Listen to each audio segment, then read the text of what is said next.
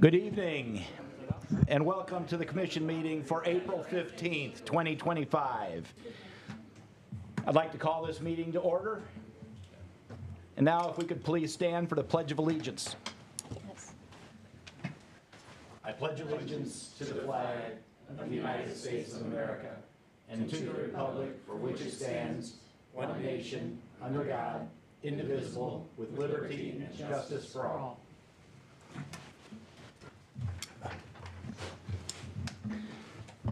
Clerk, would you please call roll? Vice Mayor Vasquez.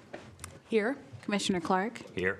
Commissioner Cezanne. Here. Commissioner Dickey. Here. Mayor Doctor. Here. Thank you. Okay, next, approval of regular and workshop agendas. Any changes? Anything good? I'd like to add an item to the agenda if I could, Okay. and that is to terminate the contract of Advanced Engineering Design effective immediately. All right, so that will be put in place. That will be I-5. Any other changes? Okay, so then we'll move forward on that. I'm going to stick this in here, the under proclamations, recognitions, and certificate of appreciation. We actually have two new employees, and I would like to have the city manager do introductions. Thank you, Mayor and Commissioners. With us tonight, I'm happy to announce that we do have two individuals that were hired to be part of our staff. Our first would be Lisa Marie Kennedy, who is going to be our city clerk. Lisa Marie comes to us from Hillsborough County Clerk's Office, and she has vast experience in public records law. Lisa Marie holds a master's degree in political science and is a certified CPM, public manager, certified public manager. So we do wish her well, and we're happy to have her on board. I also have with us tonight Gary Volanek, who is our new Assistant Public Works Director. Most recently, Gary was the Director of Engineering from the city of Key West, Florida, which has many of the same challenges and opportunities that we experience here in Treasure Island. It is a coastal community. Gary brings much experience in hurricane recovery, seawall projects, beach renourishment, and roadways.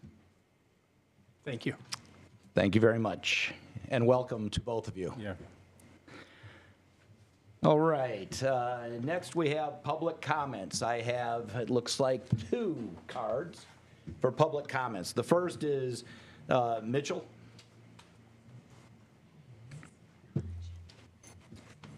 Thank you, Mayor. Welcome, commissioners, city staff. Mitchell Shankman, Isle of Palm. I just want to announce that the Gulf Beaches Rotary is having our annual Easter egg hunt this Saturday at Roselli Park.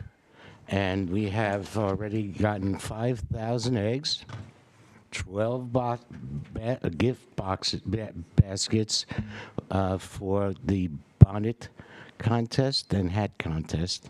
And I hope you can all join us there. Bring your little grandchildren and all your children.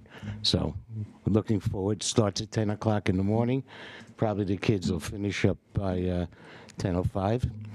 And and then we'll have, and there's also an Easter bunny there, so the kids can get pictures with the Easter bunny. So happy Easter, everybody, and hope to see you Saturday. Great, thank you, Mitchell. Rick Matthew. Rick Matthew, District 3. Several months ago, I asked about basically our plan for road repair. And I said, at the time, it was addressed that, yeah, we have a plan in place. I would like to know, does that plan exist? And what is our plan? Because the and I know this is not a question, but make it available to us. The sidewalk over here at the park was destroyed by the massive dump trucks and everything going by. That's a legal issue that the city could be sued for if somebody busts their butt. And the other is 104th saw 30 years worth of damage in a couple months. Now, the blacktop is completely gone. They've repaired that road more than 5 times in the last 3 years. So I would just, and this isn't just 104th, it's all the city. We need to be looking at those infrastructure things to see what our plan is, because those are big ticket items. Anyway, if that would be made available to us, that'd be great. Thank you. Thank you, Rick. Bob Minning?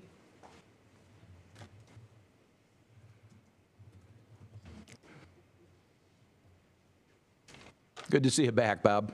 Good evening. A little different being on this side. I bet.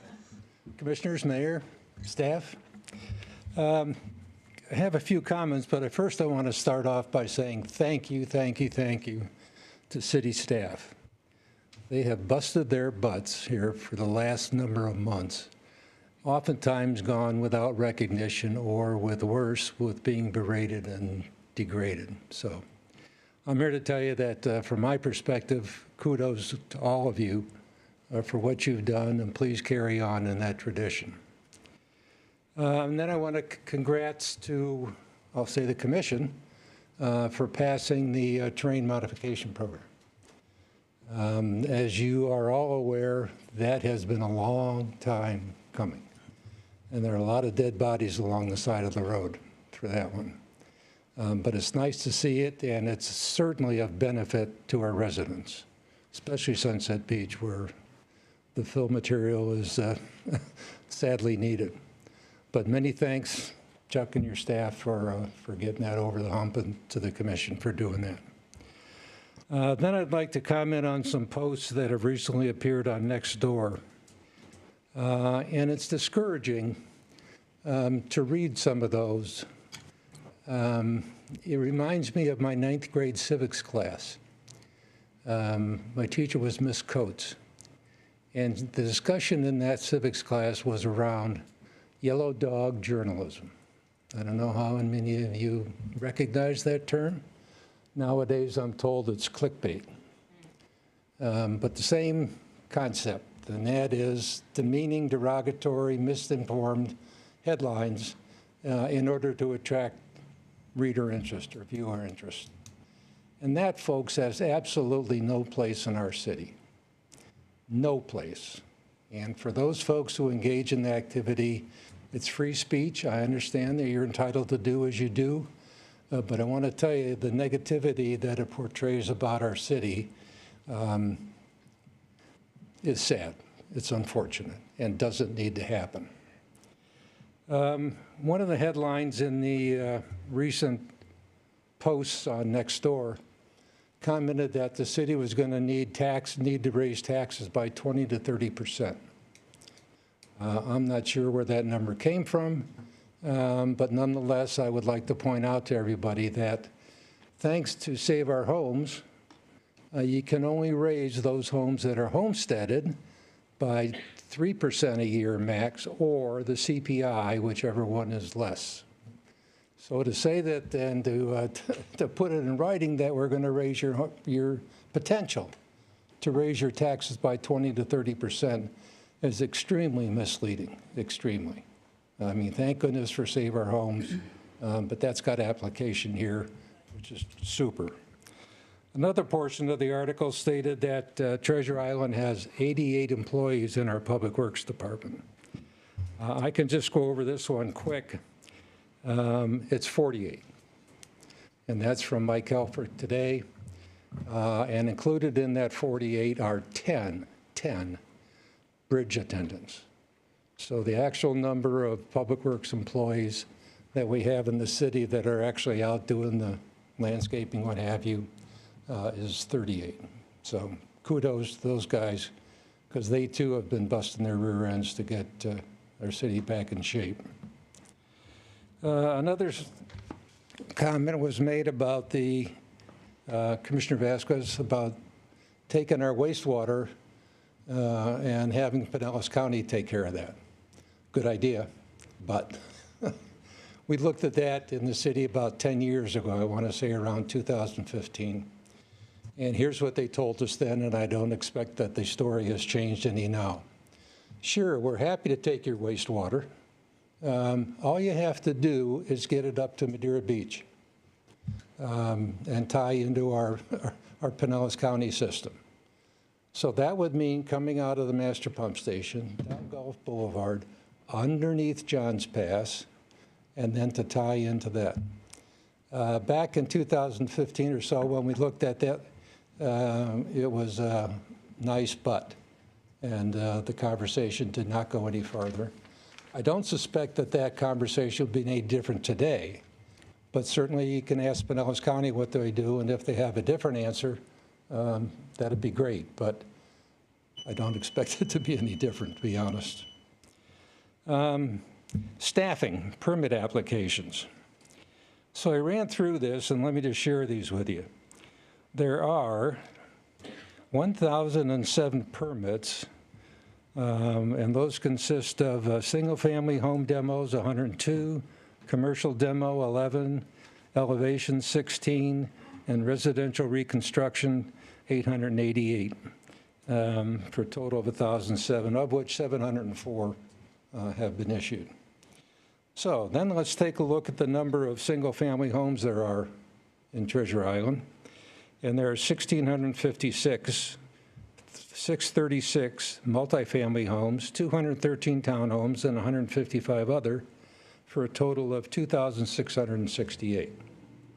So, some simple math. Let's take the 268 and let's subtract the applications that have been made for permits already.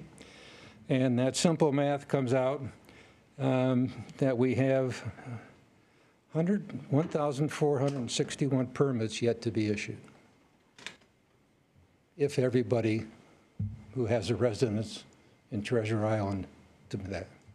My point in making this is I think it's unfortunate that at the last meeting that the commission did not approve the expenditure of $131,000 to keep this additional staff on. Those additional 13 supplemental staff were let go. They're gone. So we're now back to our regular staffing, and the regular staffing now has to, in some way, shape, or form, and I have no idea when these are going to come in, but again, 1,461 permits yet to be issued. Think about that. Okay, I would like to say many thanks to Jackie Gabriel, because she's the lady who gave me the info that I've just relayed to you. The last thing that I want to mention is about the police and fire station. And Chief Barkley has opined, I'm sure you're aware, that here on the second floor is just not room, and that perhaps the fourth floor might have room. But that's a logistical nightmare if you think about it. So I don't know where we are on all this, picking spots. I know the previous commission did select 2 locations, combined facility out here, but I see still on the table is 108th, and perhaps something to do with this city. Oh, I'm over, excuse me. Sorry, I rattled on. That's all I got. Thank you all. Thank you, Bob. Sarah Pennington?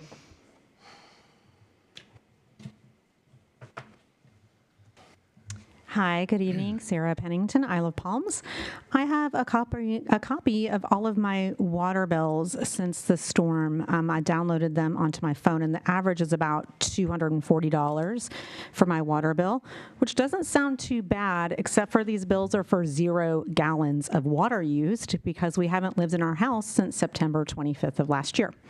So I did hear at the last meeting, it definitely caught my ear when I heard about a lucrative wastewater account that was bringing in, if I recall, $6 million a year, but it's only costing us $2.5 million to process that wastewater. And my first thought was, gosh, are we being overcharged for that? I don't know how this works. I'm just a citizen, but that was my first thought. I realize that this $240 water bill is not all the wastewater account, but it actually, about 40% of this bill for 0 gallons of water does appear to be stormwater and sewer fees.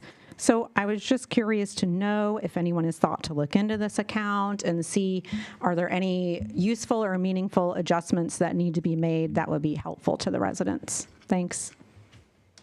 Thank you, Sarah. Mayor Doctor? Yes. I had some commissioner comments that I was going to address that issue that she brought up, and I would like to, with your permission, to go ahead and talk about them now. Sure, go ahead. Thank you. Earlier today, I sent the Mayor Doctor and the commissioners an email letting them know that I had found that I had made a mistake in the comment that I made at the workshop we had last Tuesday. I quoted a number of what I believe to be excess cash flow from our wastewater fund. I said that our revenues from wastewater fund exceeded operating expenses by about $3.5 million each year for the past 3 years. I've since gone back and checked my numbers and was disappointed to discover that the dollar amount I quoted was incorrect. My Excel spreadsheet, which I did, was picking up the correct amount for revenues from the wastewater fund, but my links on the spreadsheet was grabbing the expense amounts from the solid waste fund, not the wastewater fund. So the true amount of the difference in revenue versus operating expenses for the wastewater fund was $718,000 in fiscal year 23 and about $1.2 million in the 24 estimate and in the 25 budget. I apologized to the commission and to the residents for my error, and I apologize for any confusion it has caused. Can I ask you a quick question on that? Sure. So did I read your email correctly that we're still generating $1.2 million above? Yes, that's correct, but in my calculation, and I mentioned this at the workshop, I didn't include any capital expenditures. I just did operating expenses. So to think that we might put an average $1 million a year in that fund towards capital improvements is probably not a reasonable, unreasonable conclusion. I tried to find that in the budget. It was hard to do because there's the lift station in there that hasn't been, so it was really hard to figure it out. Right.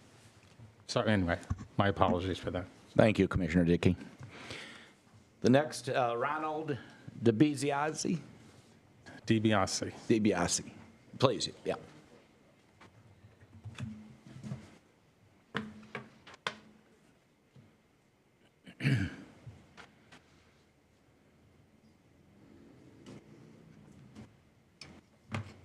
Good evening, everyone. My name is Ronald DiBiase. I'm a resident of Treasure Island, Isle of Palms. I'm here today to discuss the city charter. And I just wanted to inform the commission that we are arranging to proceed to change the city charter from city manager, council, to a strong mayor. And what this does is it gives the residents control, and the members of the commission and our representatives are accountable to the residents, not the way it is right now. Right now, we've been informed over the years that the council represents us, but nothing ever is presented to us for approval or disapproval. It's like we gave the council a blank card to vote on anything, and whatever they say goes, and the city manager has no authority. He's controlled by the council. So we're going to get up a petition, and we're going to file for a city charter to proceed changing it to strong mayor. Now, if anybody is confused, they could look up the definition of strong mayor versus city manager, and it'll explain exactly what this does. It gives control to the residents, and the people are, the representatives are accountable to the people. And that's all I have to say. Great. Thank you. You're welcome. All right. Any additional public comment? Please.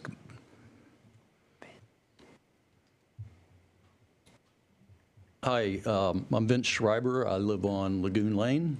I've been here for almost exactly 2 years ago I bought my house. And so I'm one of those people that, not a complaint because I knew it would happen, but basically my taxable value went up by $800,000 with nothing being done.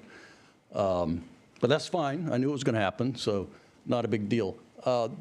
The real reason why I wanted to step up here, I sent all of the commissioners some articles over the weekend about trying to come up with a public-private partnership of some sort so that we can actually build a public facility for the police and fire that we can be proud of.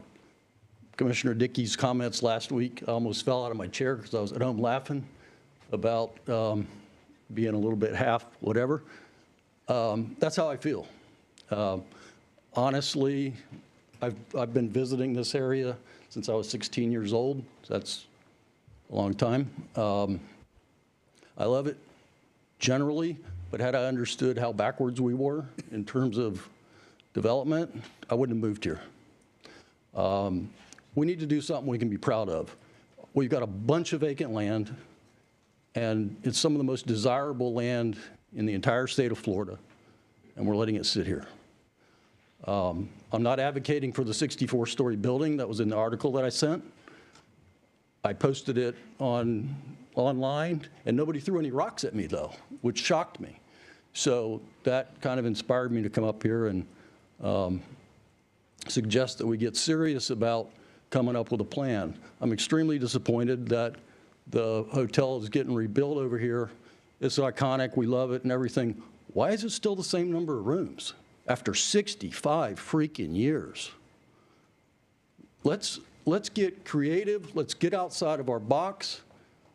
I'd be happy to work with the staff and explain how I personally, working for other companies, have done design competitions that cost very little money. And you'd have renderings, you'd have something intelligent you could talk about on what you could put over here that's a mixed-use building that includes police and fire. I think it's a beautiful site for that, and that's where it ought to be. And I'd be happy to volunteer. I get paid a lot to be a consultant. Nobody has to pay me anything. I'll volunteer. Let's get something done that we can be proud of. Thank you very much. Okay, with that, we will close public comment. And we will move on to, let's see, commissioner reports. So I would like to address, to kick off, this was going to be in my commissioner notes anyway, a little bit on something that Mr. Minning had said. First of all, I was going to correct the number of public works today. I definitely, the only place that I could find, because I had requested weeks and weeks and weeks ago, I had requested in a meeting to get kind of the breakdown of each individual office for city staff, and I didn't get it, and I understand that can be an oversight. So the only place I could find it was online, and online, it was actually, I believe it was on Indeed, it had stated that there were 88 employees in Public Works. So I stand corrected on that. There are 48, but I still stand by my statement. That is still more than twice what any city that surrounds us has in Public Works. So even with the correction in the number, my statement still stands. Yes, I was incorrect on the 88, it's 48, and we can do better. And so I will still stand by that statement. As to what happened in 2015 when the city went and spoke to the county is very aware of that. They've seen, you know, they still have the records from that. A lot has changed in 10 years. A whole lot has changed in 10 years. It doesn't cost us 1 penny to investigate this, but could save the city absolutely millions and millions and millions of dollars. So there's absolutely no harm in going to the county and working with the county, which I've done over the last 8 weeks, to try to come up with this idea. And as a matter of fact, thank you to the deputy person who was here last week, the deputy director of Public Works for the county. This week, we are going to have the letter of intent to start the process to investigating it. Doesn't cost us, the city, 1 penny to do it. And this isn't 2015, and as we all know, there's a lot changed since then. So I'm definitely going to keep on that. I think it's a wonderful idea, and the savings to our city is exponential, and it would be foolish and irresponsible if we didn't investigate that. So I just wanted to address those things right at first. Also, I have received many requests from my constituents about the workshops. A lot of them want to attend the workshops, but because they are after our regular meetings and we can't seem to keep our meetings very short, these people don't want to speak at 10 o'clock at night and 11 o'clock at night. So I have had a lot of people that have reached out to me to ask if there was any possibility of doing workshops on a different day, maybe in the afternoon. That has been something that has been asked, or even if it's another 6 o'clock meeting, but just on a different day. I've had a lot of people reach out to me and ask for that. I do want to thank the staff. I will tell you, I've also received 3 emails from people who said that the permitting, they did not have any issues this week, that the permitting was going smoothly. I know there were changes in the permitting department, but I received 3 emails stating what a great job the staff was doing. So I just want to thank the staff for that. You've done an excellent job, and you're continuing to do an excellent job, and the people in the city notice it. So I just wanted to definitely state that. And I want to thank the residents. I've received several emails this week of residents all over the island, not just in my district, who emailed me to thank me for bringing up the sewer and for trying to find cost-saving ways. I have a lot of things that I'm working on that aren't quite ready to bring. But I just want to thank the people who reached out. It does mean a lot between phone calls and emails. It means a lot, and it really, that's why I'm here, is we've got to cut cost. We've got to do what we can, and that's my goal. But thank you guys. Please keep emailing. It means a lot to me. And that's it. All right, Commissioner Clark? Yeah, thank you. So I have 4 topics that I've received a bunch of phone calls, emails, and things over the last week, so I want to go through each of those 4 topics. 3 of them have already been brought up by folks in the audience tonight. So the first thing I got a lot of emails, phone calls on was kind of the city's financial situation as it relates to all the capital infrastructure projects that we have to do. And the impending decrease in tax revenue that, we're saying that taxes are probably, revenue is going to go down 8 to 10% possibly based on the storm, and kind of what that means for borrowing and our taxes in the future. I think it's important for the residents to understand kind of how we got to where we are so we can move forward and not make the same mistakes. And I know that I did not know any of this information until I got involved here. So I just want to go over and make sure that everyone's kind of aware of it. I put together just 2 pages here I wanted to go through. This is straight out of our budget workbook. And this just kind of shows what's happened with our taxes over the last, since 2006. And to Commissioner Minning's point, the millage rate can only go up by so much. So as you can see over there, it started at 2.6 in 2006. Now it's at 3.8. There hasn't been really any huge jumps. It's kind of just progressively gone up. So, that is what it is.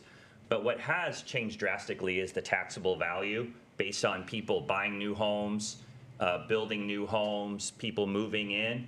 So if you look from the taxable value in 2006 was 1.4 billion. That's gone up it went up to 1.8 billion in 2018. That wasn't that big of a jump. But look what happened in the last 6 years. It went from 1.8 billion up to 3.1 billion.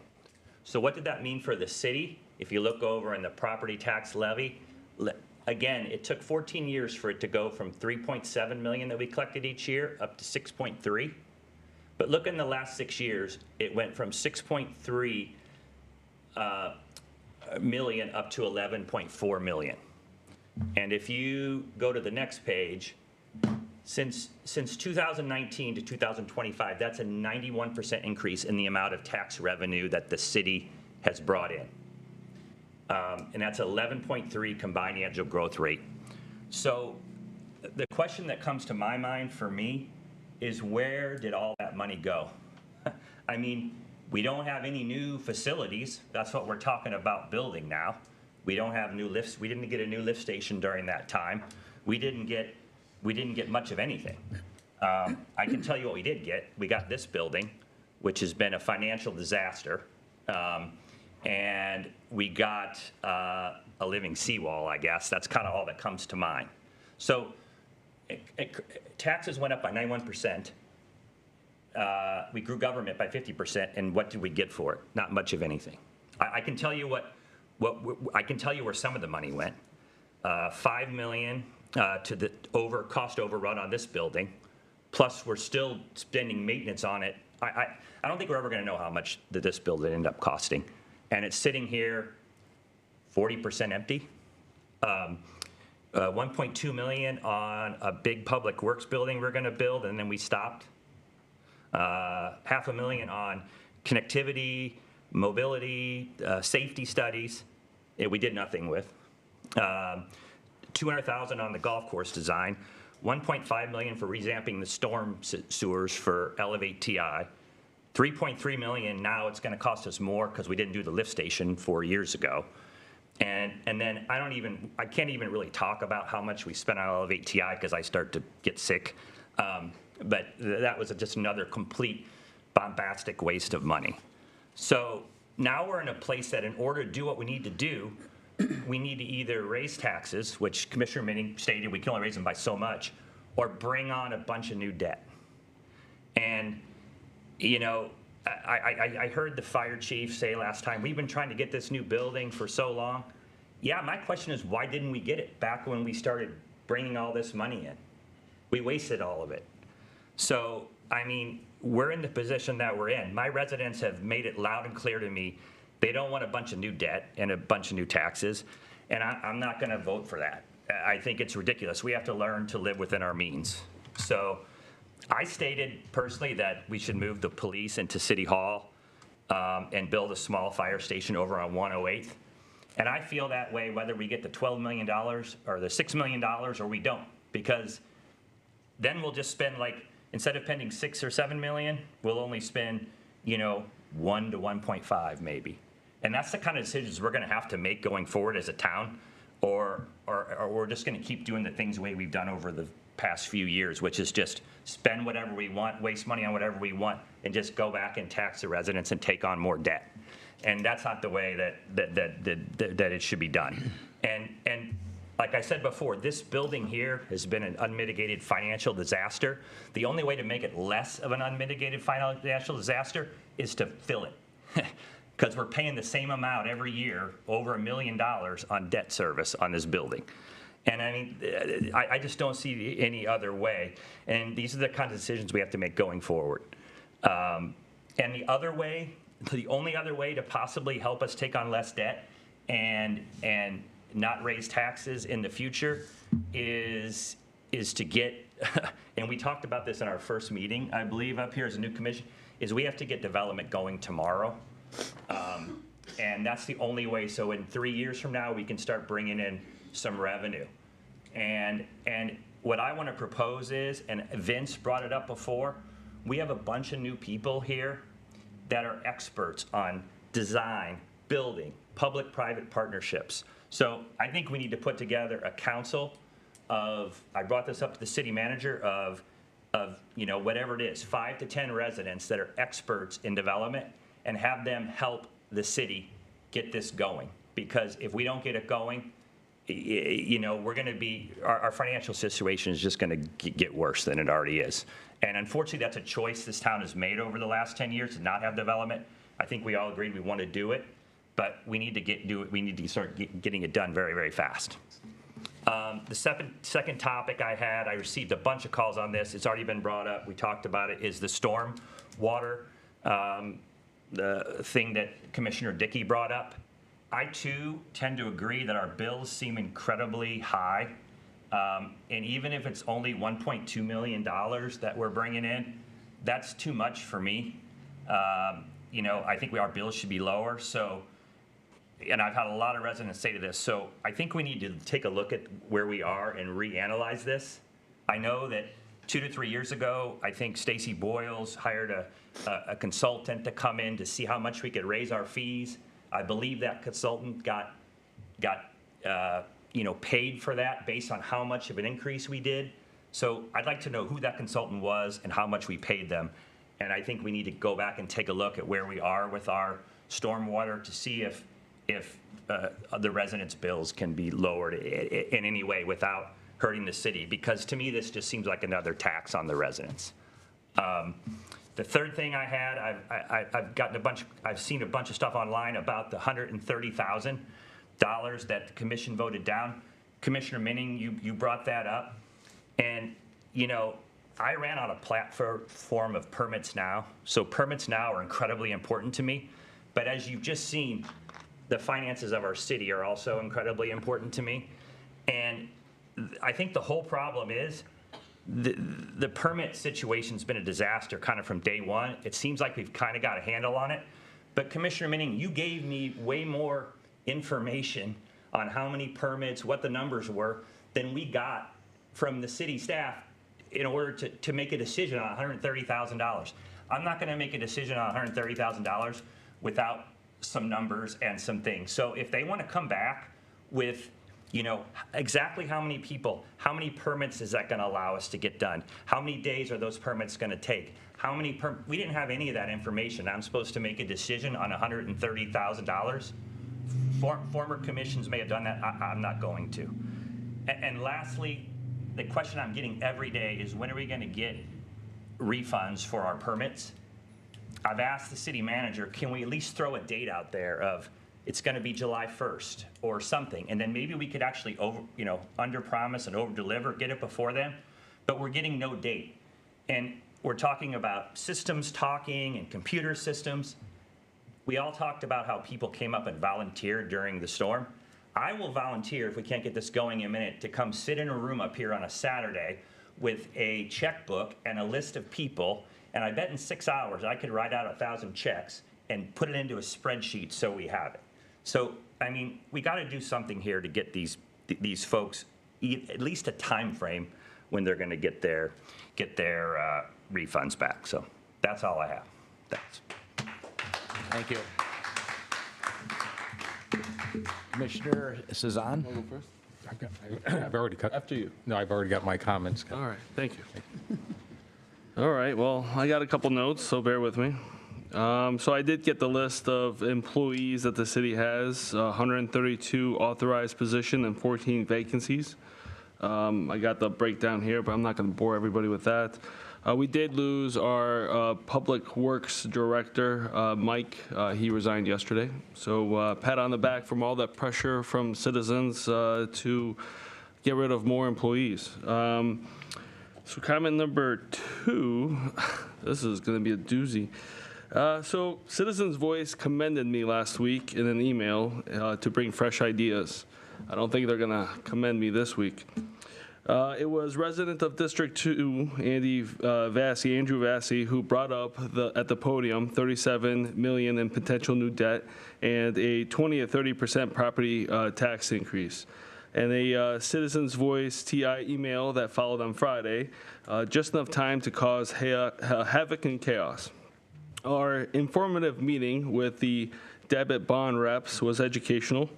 I personally felt like a pitch, but I definitely learned a lot.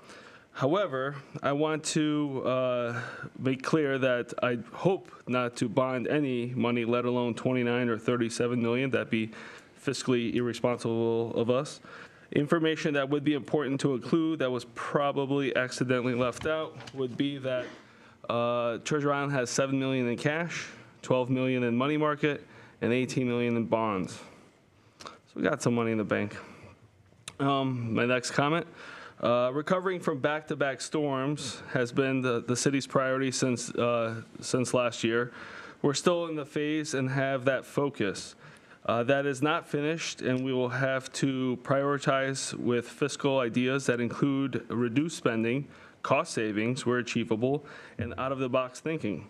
I expect these items to be part of this year's budget that will be presented by the city manager. The constant insults directed at former commissioners and our former mayor are classless, unfounded, and downright slanderous. It's time to move on and move forward.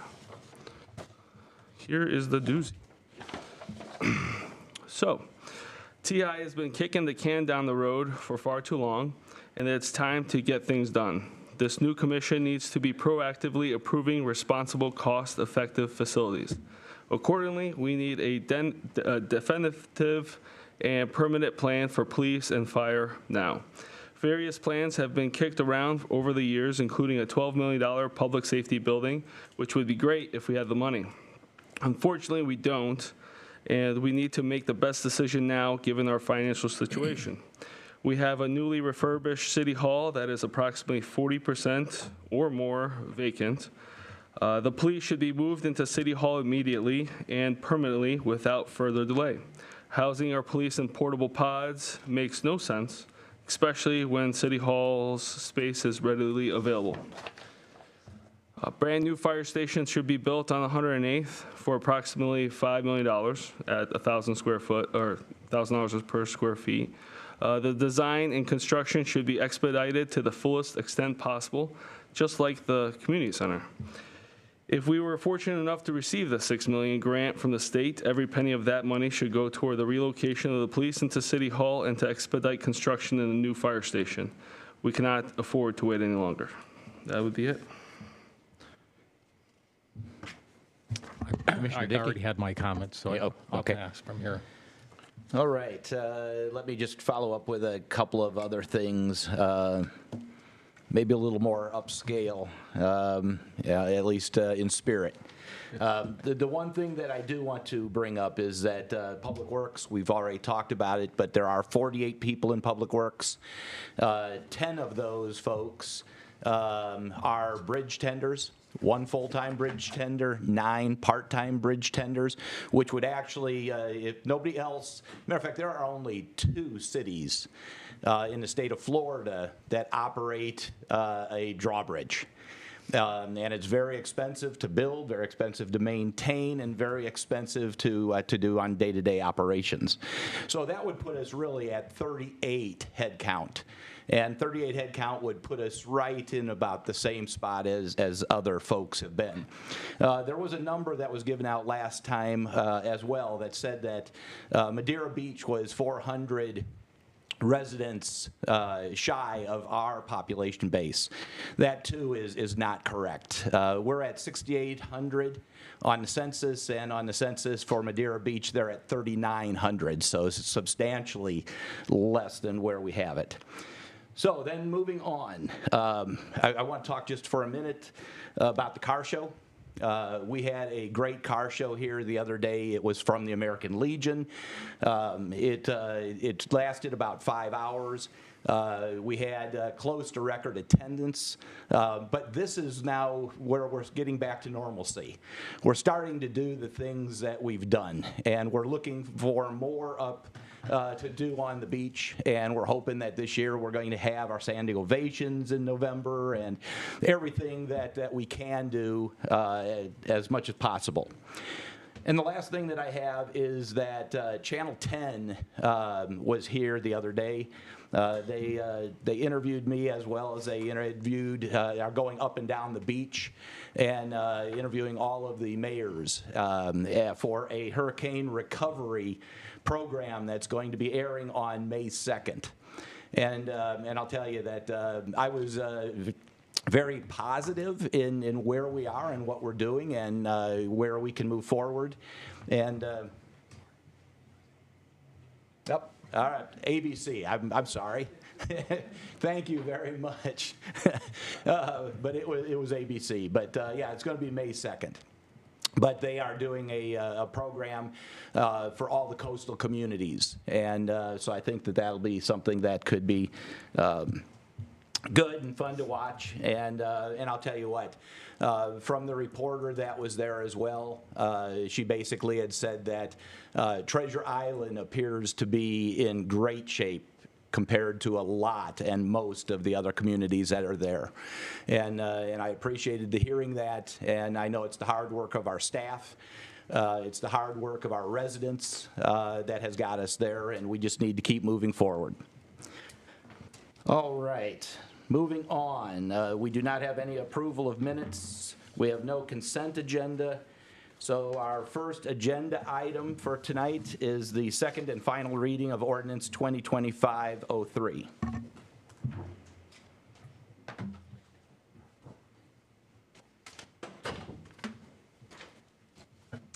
Good evening. You might recall a couple weeks ago, we had received about $1.9 million or so in insurance proceeds, and pursuant to an ordinance a couple of years ago, we are required to present this to the commission in order for us to incorporate it into the budget.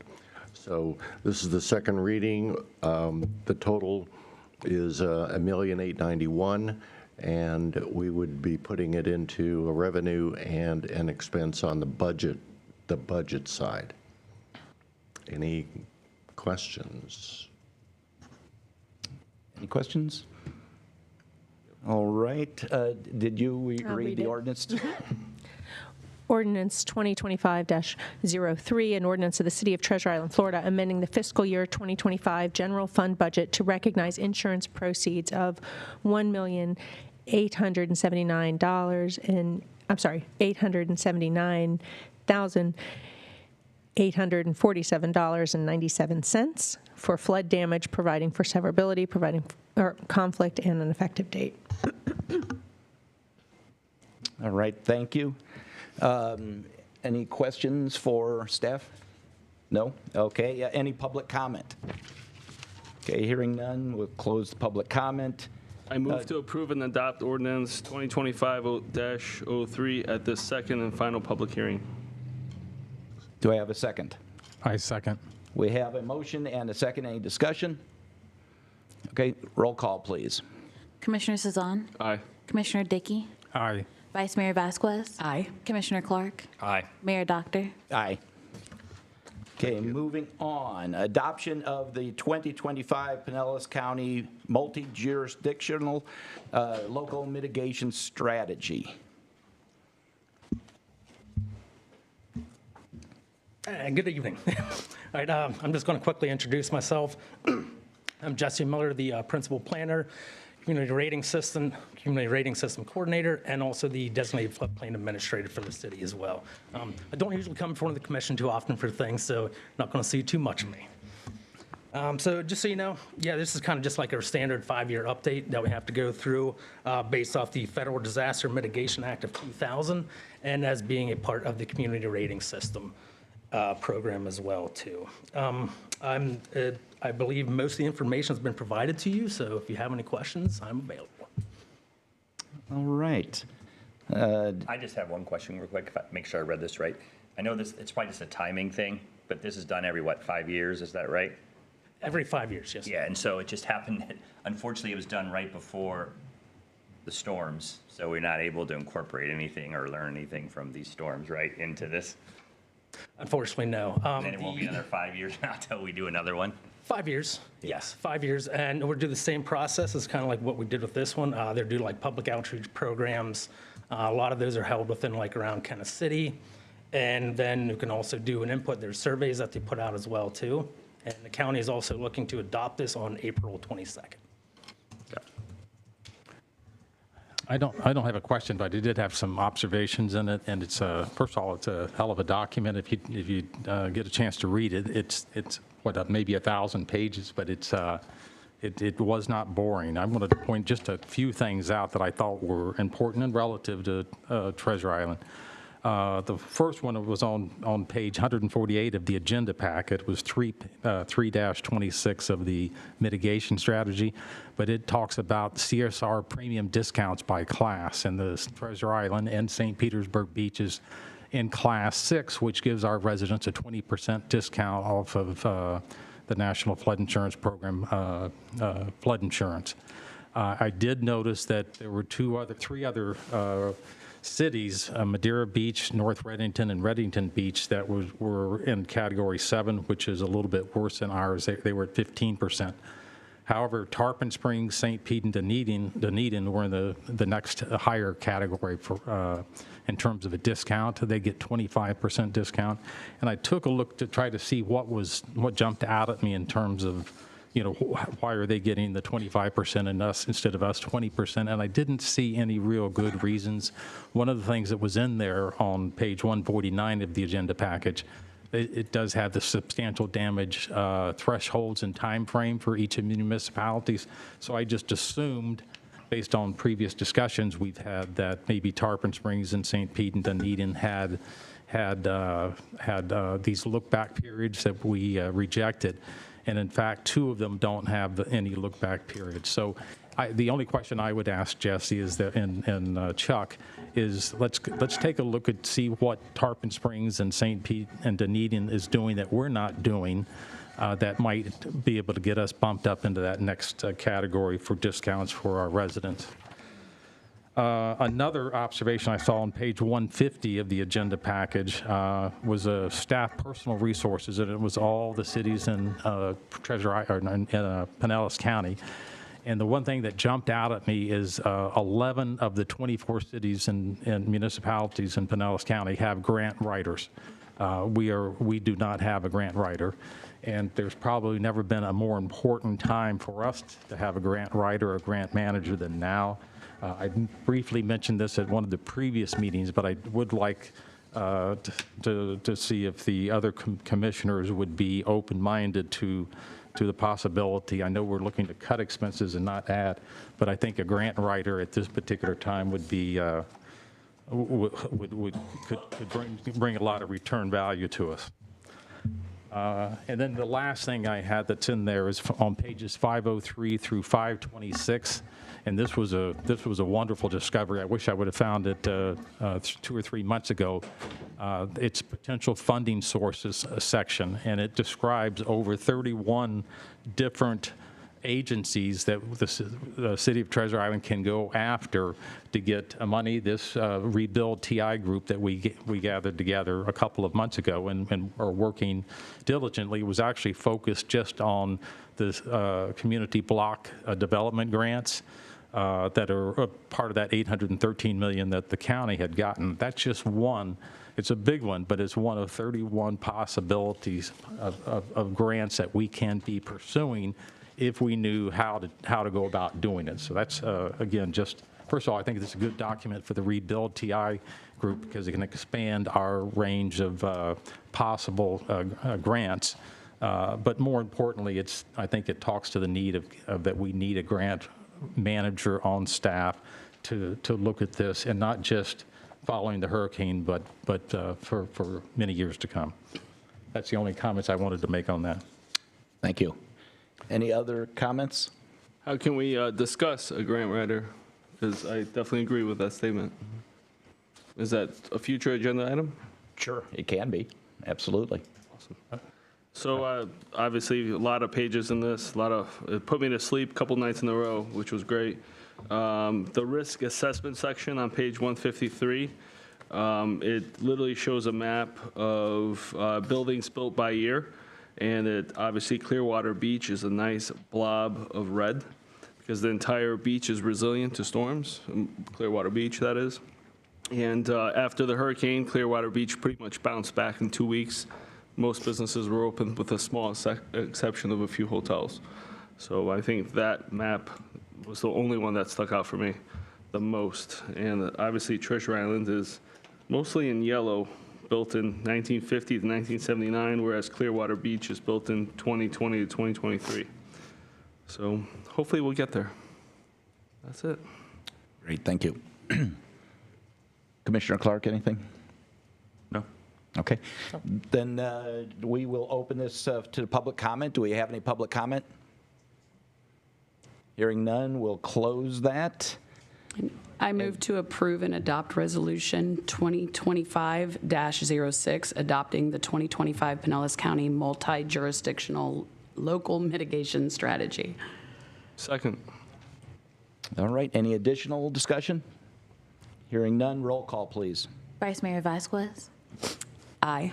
Commissioner Cezanne, Aye. Commissioner Clark, Aye. Commissioner Dickey, Aye. Mayor Doctor. Aye. All right, moving on. Interlocal agreement with St. Pete College.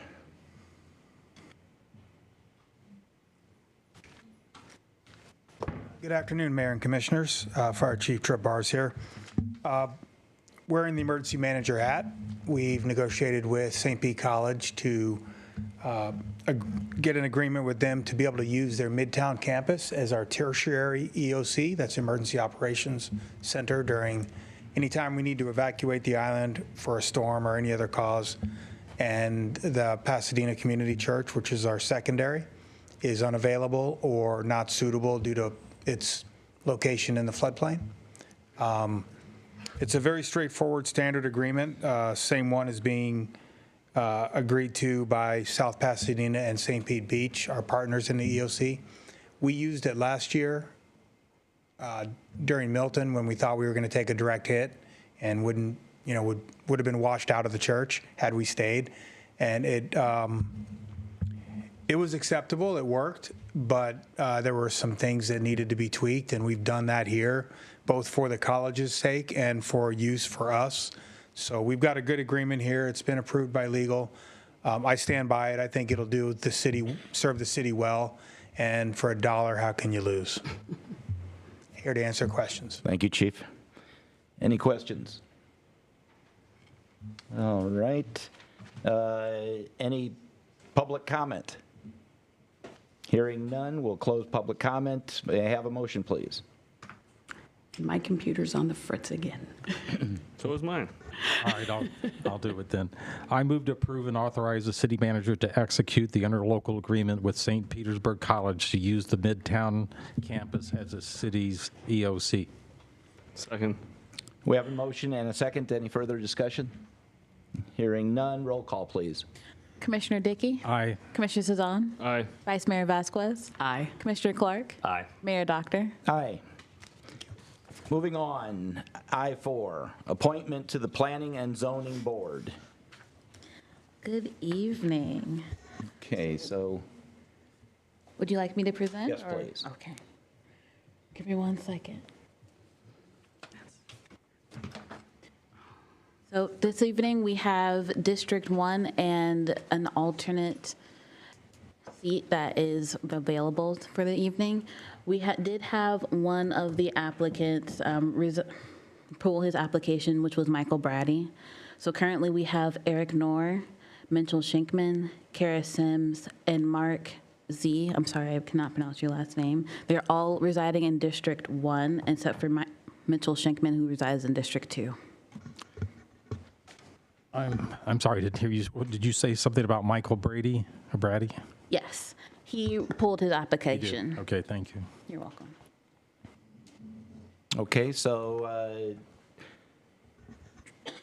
there are two vacancies for District 1 seats, correct? That's what we just said. And then when we get to the alternate at large, can that be from anywhere within the city? Yes, that's correct. Okay, so, but the two... It's just one for District 1. It's just one for District 1. Total, I think. 2 total. Oh, okay, got it.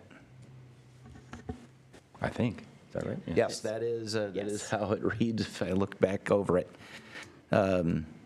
So do we have any of the candidates here tonight? Okay, we have 3 of them. Would you like to come up, and we'll start with Kara? I believe we have all 4 here. Oh, yep, Mitchell is, yeah. I'm Kara Sim, District 1. Do you have any questions for me? I guess we'll start there. I do have something prepared, but. I'd like to just hear what you have prepared. Sure. As a dedicated member of our community with a strong interest in sustainable growth and thoughtful development, I believe I can offer an informed perspective that aligns with the long-term vision of our city. With a keen understanding of how zoning decisions shape the character and functionality of our neighborhoods, I'm committed to promoting smart, inclusive planning that reflects the values of our residents. My background in commercial and residential building inspections, renovating historic buildings, and being active and present at these meetings, as well as P&Z meetings, has given me valuable insight into the importance of transparency, collaboration, and strategic thought in the land use decisions for Treasure Island. I'm eager to contribute my time and skills and energy and help guide reasonable and responsible development that preserves the charm of our city while embracing opportunities for growth. Thank you for considering me. It wasn't loading. Thank you. Thank you very much. And let's move on with Eric Norrie.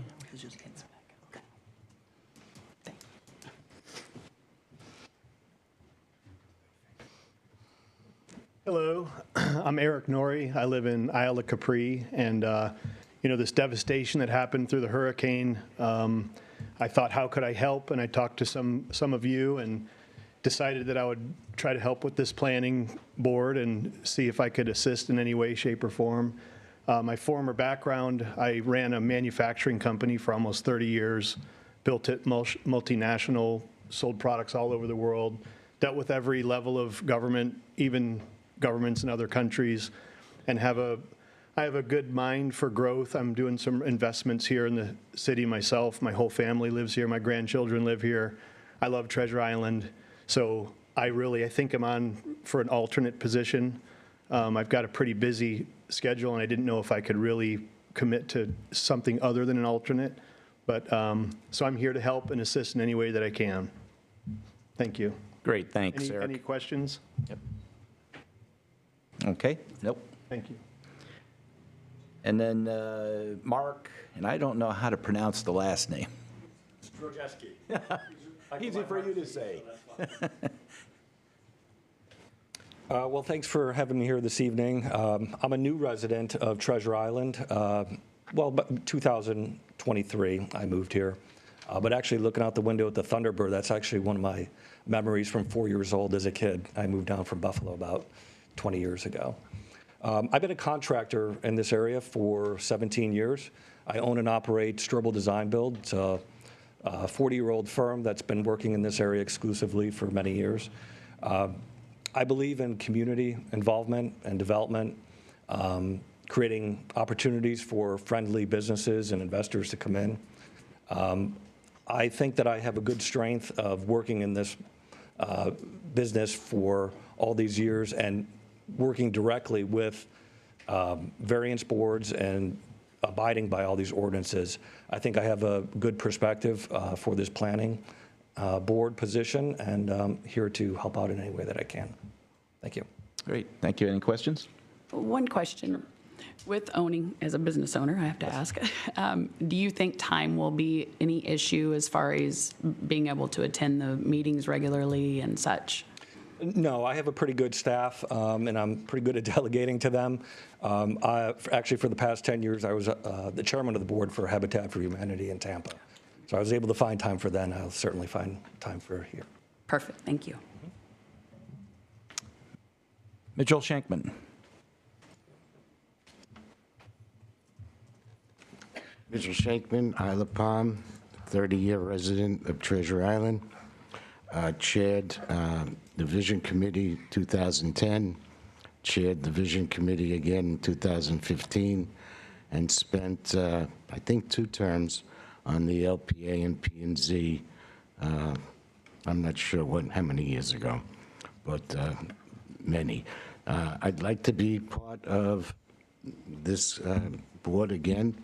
I think I bring a lot of background and history of Treasure Island with me, and I'd like to see development in Treasure Island soon, because I'm going to be 78 next month, and, you know, I've been here for 30 years, and it's time for change. But at any rate, I just want to mention something Mayor John Doctor said about standing ovations and the community getting back to normal. Just yesterday, Kathy Hayduke sent me some dates for our Barktoberfest. It's a doggy costume contest, and that's going to be on October 26th at Roselli Park. Last year, not last year, but a couple of years ago, we had over 100 dogs and their owners all dressed up in costume, and there had to be 300 or 400 residents there enjoying the event. One other thing I found out yesterday from Kathy is that we are going to do the pancake breakfast again. And it's been, unfortunately, last year we weren't able to do it.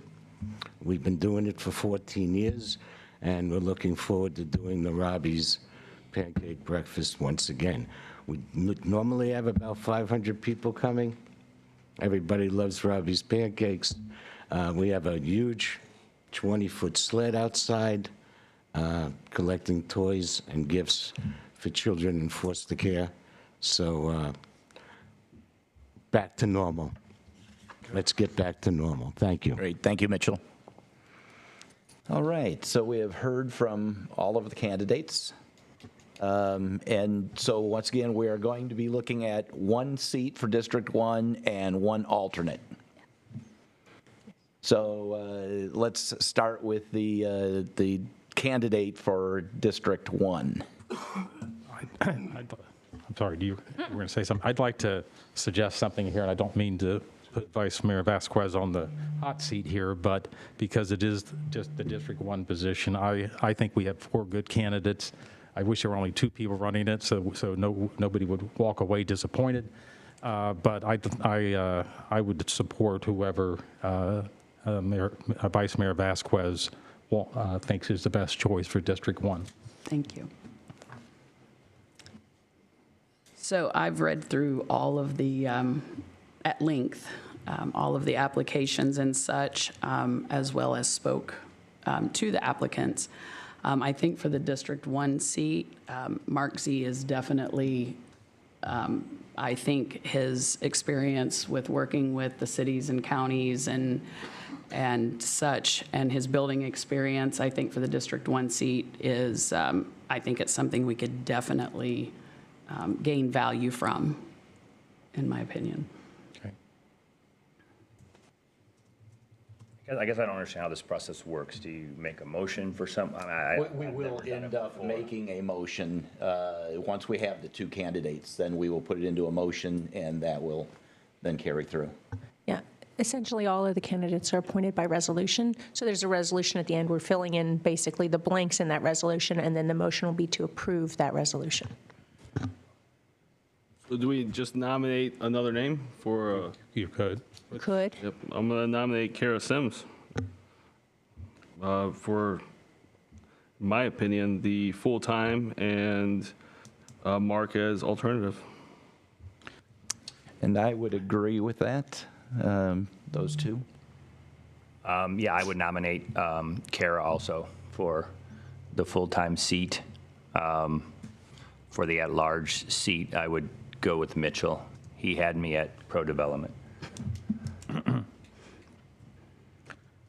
Well, I said I was going to support. I have no problem with doing it the other way either. So Yeah, I'm I good really with don't. Kara as the District 1 representative and Mark Z as the alternate. Yes. Yeah, I have no problem with that. Okay. So I think we are now at a point to put it into a motion. I move to approve the appointment of Kara Sims for District 1 Planning and Zoning Board, and for the... Excuse me if I can interrupt you, only Yes. because we do it by resolution. Resolution in the back of your packet is 2025-05. I don't have it. It's my iPad is Okay. Well, that resolution would show that Planning and Zoning Board, Kara Sims is District 1 member with her term ending August 31st, 2027, and Mark Z as the alternate member with his term ending August 31st, 2026. Is that your motion? Yes, that's my motion. Thank you. Second. We have a motion and a second. Do we have any public comment? Hearing none, we'll close the public comment. Any additional discussion here? Okay, let's go ahead and do the roll. Vice Mayor Vasquez? Aye. Commissioner Cezanne? Aye. Commissioner Clark? Aye. Commissioner Dickey? Aye. Mayor Doctor? Aye.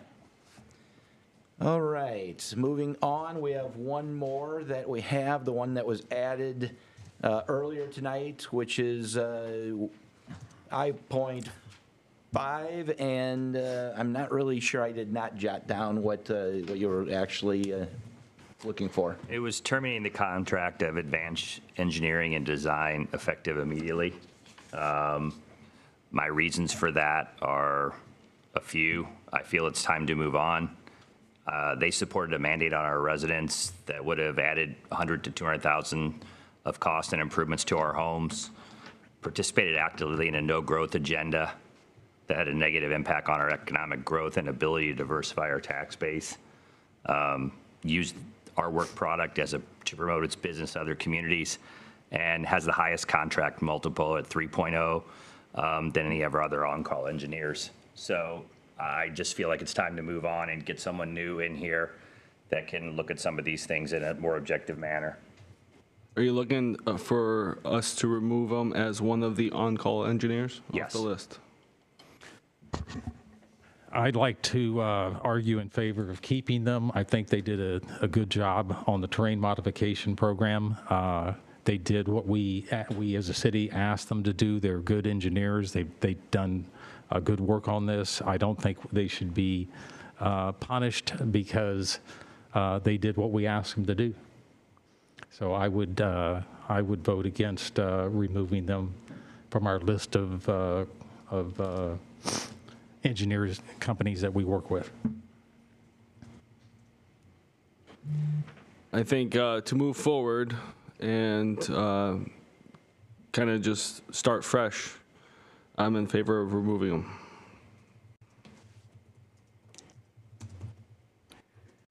I'm going to be completely honest. I don't even know if I'm ready to make that decision because I don't know enough. Well, I agree with you. I think that we have a certain number of engineering firms out there because we need the help. And I would think it would be almost irresponsible to do away with one before we'd even start a search or anything else to try and backfill. And I can tell you, we have a lot of our staff right now that is at probably the lowest level of all of our directors that we've had probably ever. And to just start discarding everything at the same time doesn't make a whole lot of sense to me. Then what if we did an audit of them? And what would we actually be auditing? I mean, we've paid them a ton of money over the last few years, and I'm unclear to where it all went. There was a lot of it that was around Elevate TI, the terrain modification manual. There was, again, their contract multiplier is one of our higher ones. I just want to make sure everything's on the up and up there. I don't have a great feeling about it. And I have no problem with that. I just don't really want to make You had asked for that a. information earlier. Did you get it? What? Did you had asked for that No, information? I'd asked the city manager multiple times of doing the audit. He said that not any commissioner had any No, I'm wanted to asking. do that whatsoever. Now I'm hearing something exactly different tonight, that no one has a problem with doing an audit. Commissioner So Clark. that's the problem I have every time I go I've into never a been meeting at asked. City Hall. I You've was never been asking. asked? I didn't think so. Commissioner Clark. If I may, Ridiculous. please, Commissioner. What I was asking is I understand that at one of the, not understand, I thought I observed you in one of the earlier meetings asking specifically to get the information of how much was paid to them over since 2015. Yeah, it was really hard. to Were you given decipher. that information? Yeah, I was, but it's almost impossible to decipher it. So I spent a long time, and I'm pretty familiar with numbers. So And I even talked to Mike one time. Mac in the back said he'd be happy to do the audit. So it's not like it's any big deal. But Honestly, I have no trouble doing an audit. What I have trouble is us attacking our vendors that have been loyal to the city and done a lot of work to them. But if you feel better I don't know how doing an audit is attacking them. I think that's a little bit strong language. You just tried to fire them. Yeah.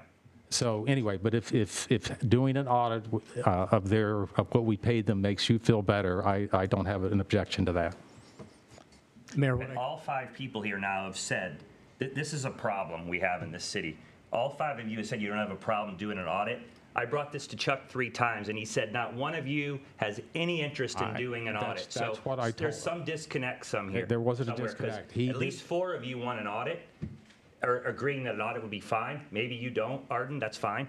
But there's a problem with the fact that I've asked this multiple times, and I get told that no one knows anything, wants to do an audit. Commissioner Vasquez just told me she's never been asked about an audit. I've never been asked. I think an audit's a waste of time. I mean, we just tried to fire him, and we couldn't get a vote for that. But I think an audit is a waste of time if we're not going to fight him. We just not give him any more jobs. That's an option as well. I think it's premature to do anything at this point without further investigation on it. I mean, let's be honest, we are very short on a lot of things and a lot of people. And I mean, personally, I'm not saying yes or no. I'm just saying I'm not qualified at this time to make that call. That's one of the problems with adding something to the agenda at the last minute like this. None of us had an opportunity to do any homework, an investigation, ask any questions. Yeah, but that's the problem I've uncovered tonight. I've tried to put multiple things on the agenda. I'm told by the city manager not one single person has any interest in it, and that obviously is completely false based on what I've seen tonight.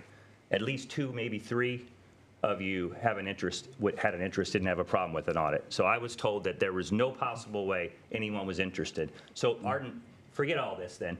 My problem is how the heck do I ever get something on the agenda? How do I even know that our city manager is asking you guys? Because it's obvious to me in this right now, I wasn't getting the truth. Chuck asked me if I was interested in an audit, and I said I don't think that's a waste of time. And he did ask me too, and I gave him the same answer. I was not asked. And I am going to say, I was not going to say something, but only because it was brought up. I too had a problem getting something added to the agenda. And it was the sewer, outsourcing the sewer. And unfortunately, I kind of had to backdoor my way into getting it put on the agenda. Because I was told that it didn't need to be added and that I should just bring it up in the meeting, and I refused because I point blank said I'm not going to blindside my commissioners and not give them an awareness and a time period to research, at least do a little bit of research. So I basically had to, through adding people to emails, kind of backdoor my way into getting it put on the agenda. And I don't think you can disagree with that because you and I had that conversation and you would not put it on the agenda. Commissioner, what I explained is when you have a special meeting, the mayor called the special meeting, and according to the rules of the procedure for the commission, the mayor calls the special meeting, has the ability to do it. In his absence, the vice mayor can do it in his absence. When the mayor called the meeting, he had the agenda items. Which was Public Works, which was all to do with Public Works. And as I explained to you. And it was fee related. It was the 3 items. And you said you wanted to add one on. And I said the simplest way to do it would be just to bring it up on the dais. And if not, then I made contact with the mayor. You see, you did not say that when we talked about making contact with the mayor. You strictly said, why don't you, I don't think putting it on the agenda is a good idea. Why don't you just bring it up? I said, because I don't want to blindside my commissioners by trying to throw something onto the agenda. And at that time, after I emailed and forwarded the email from the deputy person from the county, when she agreed to come last Tuesday, that is when I added on there the others, including city attorney and city clerk. saying that absolutely you will be added to, and that's how I got it added on to. And then, and only then, and after then, there is an email trail. Did you say that you spoke to Mayor Doctor and that he approved it being put on the agenda? That is correct. I did speak to the mayor because he called the meeting and set the agenda. Which I have no problem with that, but that was not what was said before. The only thing that was said to me before was it should not be put on the agenda, that I should just bring it up. And I refused because I did not want to blindside my fellow commissioners by them not having a clue what I was talking about. And that's it. I mean, we can sit here and argue about it, and the only reason I brought it up is because I too had an issue having something added to the agenda. Yeah, I mean, I guess that I wasn't trying to blindside anybody, but I've been challenged with getting things on the agenda, and I'm glad this happened tonight because now I know what kind of I suspected is what's going on. So I guess in the future, I have a question for the commission. If I want to get something on the agenda, I'm sorry, but I'm just a straight up honest guy. How do I know that he's asked the other commissioners what I want to put on the agenda? I mean, can he be forced to email everybody and have me see if people say, no, I don't want this on the agenda? Because I have no faith anymore that anything that I want to talk about here is going to get on the agenda. So. Okay, so let me ask the question. I'm going to kind of do it backwards because I'm going to start with the special meeting first. So when it's called for a special meeting, that is done, because it's a special meeting, it is done so that the agenda is set by the mayor. If the mayor is not available to do so, it would be the vice mayor. With a regular agenda, any city commissioner can put something onto the regular agenda. So there is a difference between the special and the regular. So at that point, it could be any commissioner. It can be, I believe, the city manager and the city attorney. Correct. Those would be. So, yes, so they should be getting, your agenda items should be getting onto that docket if it is a regular agenda. And the only reason that I had said, because it was the special agenda, and obviously we can't talk due to sunshine. Right. So we have to work through the city manager. For those who don't know that, we aren't allowed to speak to each other other than in the meetings. And when I saw that the special meeting was going to be on the solid waste outsourcing, my exact comment was, this needs to be part of the discussion because this has to do with the size of public works, the size of the building that needs to be built, so on and so forth. So they very much coincided, which you ended up agreeing once you found out. Unfortunately, I couldn't pick up the phone and call and tell you that. But that's where the breakdown was. It was, one, I was not told that, will let me talk to, Mayor Doctor. I was told, we don't need to add it. It's a special meeting. Just bring it up and comment. And that's when I said no, because it would have blindsided all of you and you wouldn't have had a clue what I was talking about, and we wouldn't have got as far as we did in that meeting. But I do understand the difference between a special meeting and such. It's just, it happened to be the special meeting you called had to do with this exact subject, which was outsourcing. So. The three of us are still new to this, so did you just say that on a regular meeting, I should be able to put something on the agenda prior to the meeting? A workshop or the regular meeting? A regular meeting. It can be a regular meeting and or a workshop. Say, I've been told over and over every week that I can't put anything on the agenda unless 3 other commissioners agree to have it put on. That's a problem. No, Commissioner, that would be for a special meeting or a special workshop. No, that is absolutely not what we've talked about. I wanted to put stuff on a regular agenda at a regular meeting. So, Okay, so I guess now I know I can put stuff on the agenda. It doesn't have to be by 3 commissioners don't have to agree with me. So I apologize that I created a stir tonight, but I've been given false information. Now, the other thing, just to clarify, is that to take something off of the agenda, a regular agenda, it would take 3 of the commissioners to take something off. Was told repeatedly, 3 other commissioners will not agree to put it on, so we're not putting Oh, it on. no, I'm just saying, I'm just clarifying. Yeah, I get that now. Yeah, to take it off. I knew that, I think. Yeah. So. Okay. As to Okay, so advanced let's- engineering, can we table it? I mean, I think, yes, what's your thoughts? we could table it and bring it up. If we table it, it's got to be date specific when we're going to bring it back up, correct? That's when you continue. You can table it, and you don't have to list a date specific. I would say that if you have direction for staff that you want to see something like you mentioned an audit, that you give that direction. Just so you know, Advanced Engineering has multiple contracts. They actually have 2 contracts, and they cover 5 different disciplines: wastewater, stormwater, transportation, roadway, and subsurface utilities. So I'm just telling you that so that if you are looking for an audit, we're clear as to if you're looking for a particular discipline or if you're looking as to all 5. From what I understand as well, we could go out for RFQ for more on-call engineers. Correct, you can. And the other question is, because there are 5 disciplines, if you would like the city to provide you whether or not we have other continuing contracted engineers that provide any of those 5 disciplines, that's information the city could provide as well. So you know whether or not there's anyone else in that area. Right. So I think, though, that because they have the 5 different disciplines, I don't even know if the other 2 that we have cover all of those 5. And that's where, I'm concerned that if we don't know that going into the vote, then we might be leaving ourselves wide open. Well, yeah, I mean, my initial thing was to do an audit, but I couldn't get that on the agenda. So I resorted to this. And so, I mean, again, a lot of this has to do with, had I have been able to get it on the agenda properly like I wanted to, I would have asked for an audit and everyone would have had time to research and do it. So not trying to beat a dead horse here, but we just tried to fire them. We didn't get the votes for that. We didn't vote on it. Right. We tried to do an audit. I think it's a waste of time.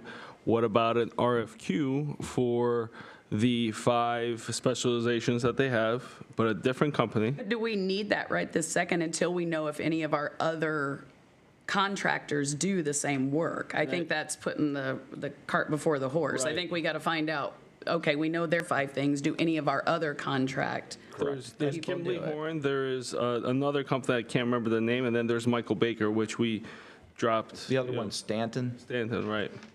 Stantec, right, so. I think a lot of these contracts have been in place for so long. I think as we're trying to move forward, we're trying to start to do development. I think we just need new blood in here. And I have a lot of questions around the amount of money that's been paid to this firm over the years, and it's why I have an issue with them. Okay, well, let's go ahead and do the audit that you've requested, and then go from there. Fine by me. Commissioner, I can go out for an RFP for a firm to do an audit on AED, if that's what you would like. If we could get, you're talking specifics about the multiplier, am I correct, Commissioner Clark? Yeah, I think I had sent you one time a whole list of So that's going to be more money that we have to. We're gonna spend money to try to figure out where money went. What list was that, Commissioner Clark? I'll have to go back and look, but I believe I had it in one of our meetings. Okay, I think we got some public comments. Okay, let's move on to public comments. Richard Harris. I've been in the engineering business for now about 40 years. Just want to make a comment in order to address Arthur's comment about the other engineering firms that are currently under contract. They are Kimley Horn, Applied Engineering, Seafred Dual, and Stantec. All of them have those 5 disciplines. I've worked with every one of them in the past. So they all have that. If for some reason, I mean, obviously I'm very familiar with advanced engineering because I got to listen to them for about 24 hours through their presentations.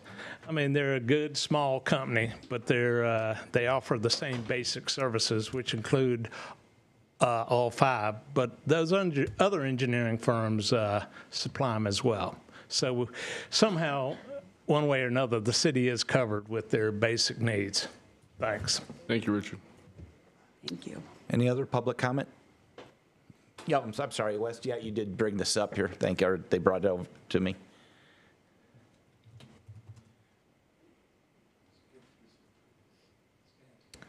West Evans, Isle of Palms. Chris asked for the info Arden, you pointed out, he asked for something, maybe an audit or something, and he was not given that. So his next resort was, you know what, let's get rid of him. And the reason he wants to get rid of him, I'm assuming, I'll say the reason I think you should get rid of him, because this firm has made several decisions and convinced the staff on several things that have been negative for our community. One of them, they tried to convince the city to do a 10-year look back. Immediately after the storm, even though August 20th, everyone defeated Elevate TI. They were under this building trying to get Elevate TI back on the books. That was what they were focused on. They weren't focused on making sure your hotel is getting the permits it needs. They weren't making sure you have the permits to get your houses fixed. They were focused on how can we get people to knock down these houses so we can do our Elevate TI program. That's this consultant firm that we're dealing with. That's why we need to get rid of them. And I would like to point out that Chris Clark has said he's had trouble getting things on the agenda. And it seems like he's having trouble getting things on the agenda if they go against the staff's agenda. Think about that. Thank you. Thank you, West. All right, anything else? Yeah, please, Sarah. Hi, I'll make it quick. Is there a possibility, I understand we don't want to make rash decisions. I am not a huge fan of advanced engineering. I haven't done a deep dive on them, but yes, any company that would suggest a 10-year look back to happen to us residents of Treasure Island, that gives me a lot of pause, and I don't want to do business with a company that would suggest that. But I do agree we have to make decisions based on good information. And is there not some sort of middle ground where we don't hire a consultant to do an audit, but maybe in-house we could get a little more detailed information about what we've spent on advanced engineering and what we've gotten for it, and just more detailed information without having to hire a consultant for a full audit? Thanks. Thank you. Gary? Want to address them?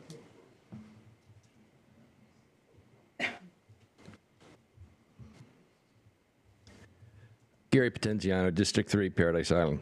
I just got to close on a couple of things I didn't get a chance to speak about. Commissioner Vasquez, please don't stop with your efforts on the wastewater. Definitely needed. Please do not stop, and thank you for that. Commissioner Park, I agree with you on business. Actually, we're late already. We should be looking at business now. We're going to need that help getting new businesses in here. Arden, thanks for coming back with the information you had. I know it's difficult doing that. We got some tough things ahead of us, guys. And this engineering thing, I don't have anything to comment on that other than let's take a look at it. Can we look at any other engineering firms that are successful in other cities and what they've done? And please, no more consultants.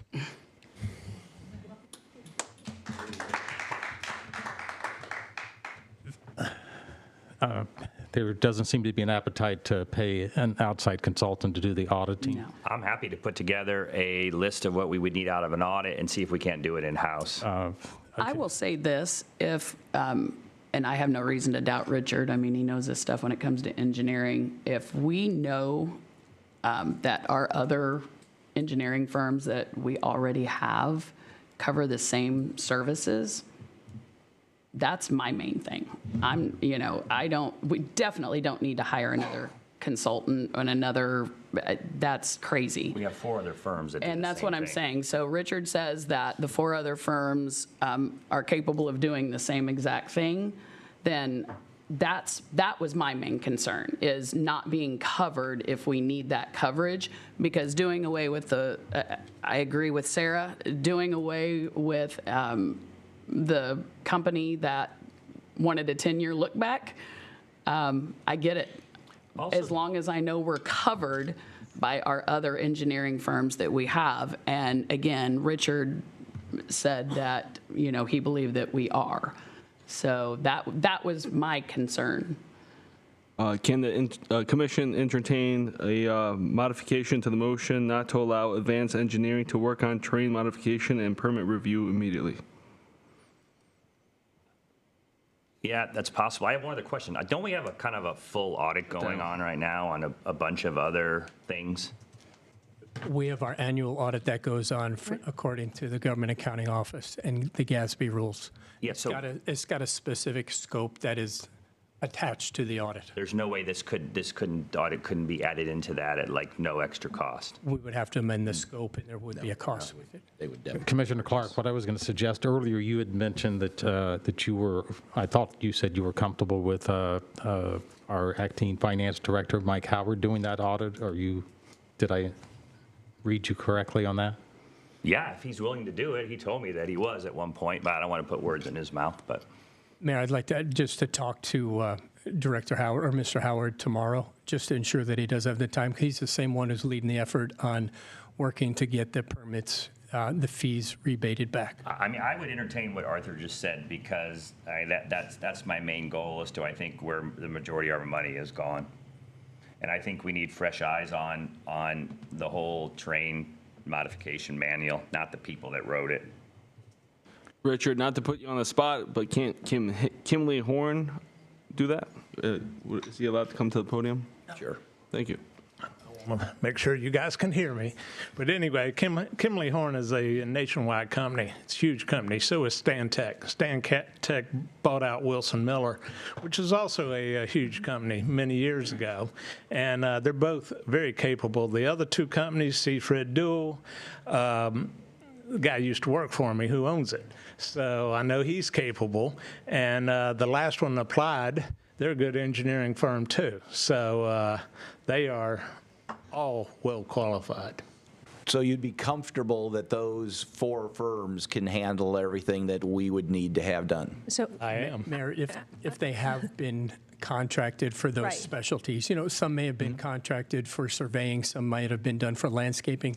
So the particular specialties is what they're under contract for. I don't know offhand what companies have been hired for what specialties. So that would maybe be a good point to push it off to the next meeting, is to just clarify that we've hired them for the right things. They may do all 5, but we maybe hired them for 2. Well, my comment is they are full-service companies. I mean, they're not like a landscape architect. They have the full gamut. I used to compete a lot against Kimley Horn. So, yes, they have the full. Are our contracts written that we only do certain services with them? yes. So Mr. Harris is absolutely right. They're full-service companies. I'm very familiar with all of these firms as well. But when we do an RFQ, we list all of the different categories that we're looking for those services, and then they come in and qualify for particular categories. And so the question is, which firms do we have that are qualified in those particular categories? It very well may be the ones that Mr. Harris has said. I can't affirmatively state that to you right now. I think basically it would be best to push it to the next meeting and go from there, because we don't know what specialties we've hired for or not hired for. I like that idea.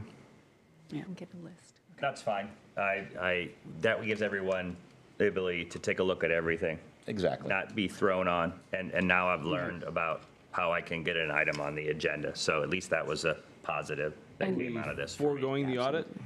And Jen, Okay, so we are going to, would we continue it to the next meeting? what I was Is going that to how ask, the do I need to continuation? motion to table it? You can make a motion to continue this item until the next meeting if you Okay. want. And could let's do you it that way. clarify if it's the meeting on the 6th that you're just discussing, like the regular meeting, or whether or not I don't think you want this at the workshop. No, this would be on the 6th. Okay. All right, then so- we'll So I do a make a motion to continue this to the next meeting. Okay, and a second? Second. All right. Any additional public comment? Brandy?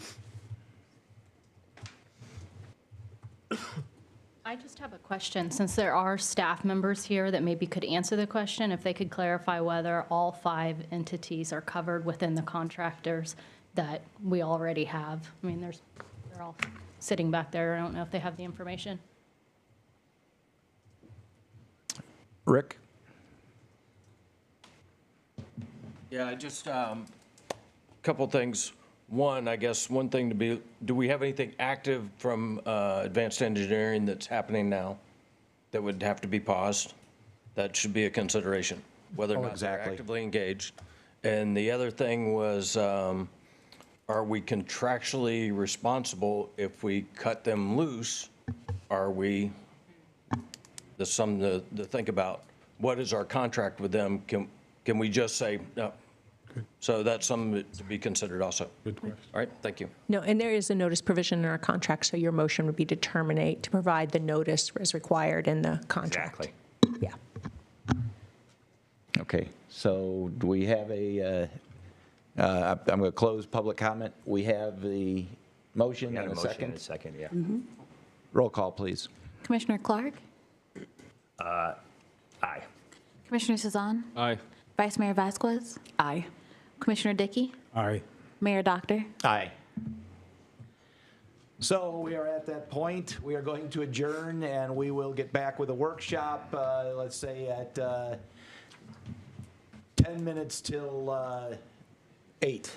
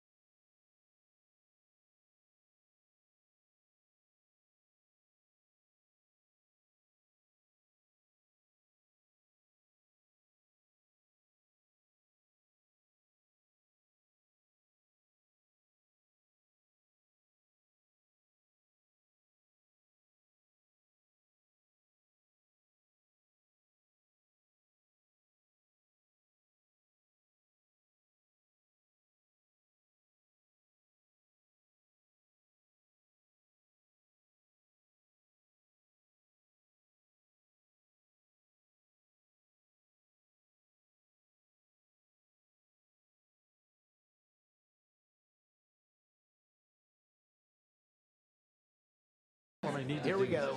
They're going to do motion. Oh, yeah. What do you think? My comments are- I forgot they have comments.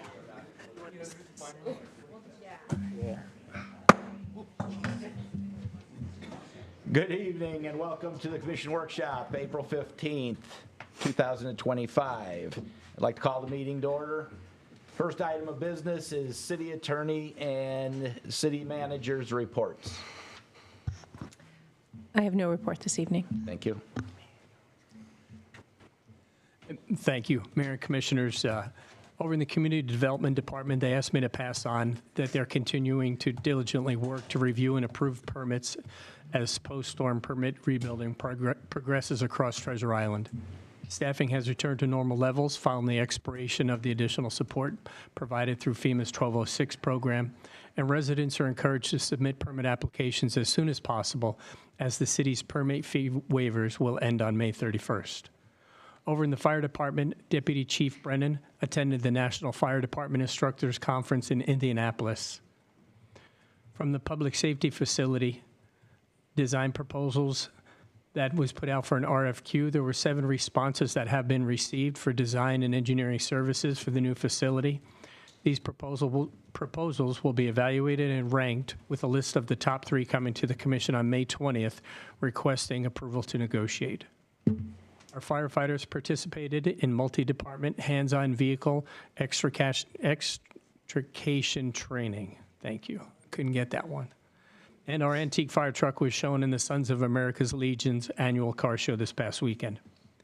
Over in the police department, police officers and communications staff created 580 records in computer-aided dispatch between April 4th and April 11th. This included incidents for calls for service as well as self-generated patrol activity. Park, walk, and talk patrols were conducted on open businesses, and the selected traffic enforcement program resulted in 29 traffic citations and 29 written warnings during this reporting period. Also, there were 179 parking citations issued, along with 3 dog on beach violations. Over in Park and Rec, they asked me to pass on that the assistant director is conducting interviews for summer coaches. The community center repairs are also ongoing. Drywall has been installed, walls painted, and the floor is being prepped for tile installation.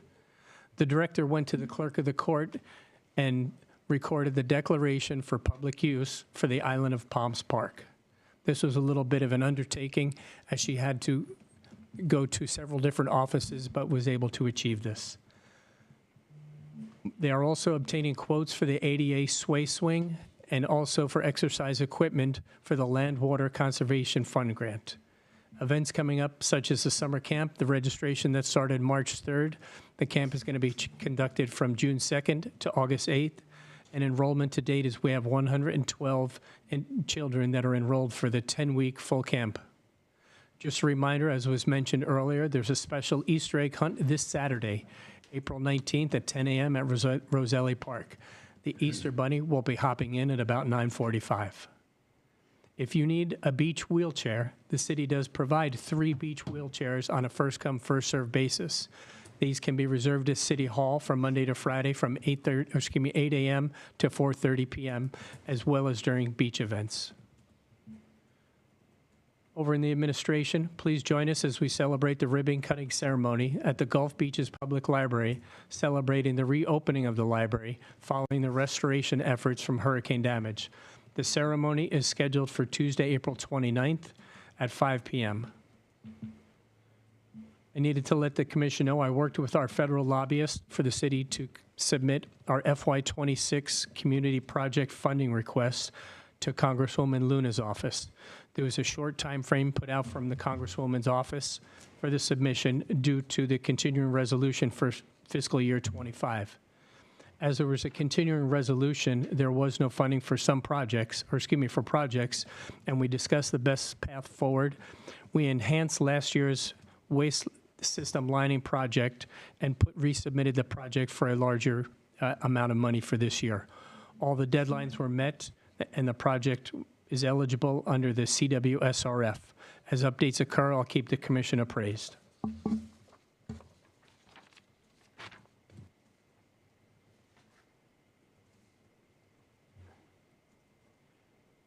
Beach renourishment.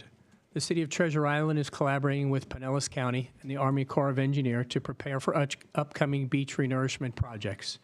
Here are some of the items that people would need to know. Beach renourishment matters because it adds sand loss from storms and erosion. It safeguards our shorelines, our homes, and infrastructure while ensuring our beaches remain beautiful and enjoyable. The Army Corps of Engineers usually manages beach renourishment, but halted work in 2023. Following Hurricane Idalia, Pinellas County provided emergency sand replacement and may oversee additional projects very soon.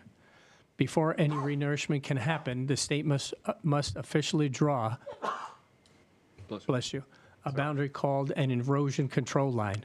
This line helps determine what is public beach and what is private property. Pinellas County hosted a public meeting in January here in Treasure Island to collect comments, and the state is moving forward with this process.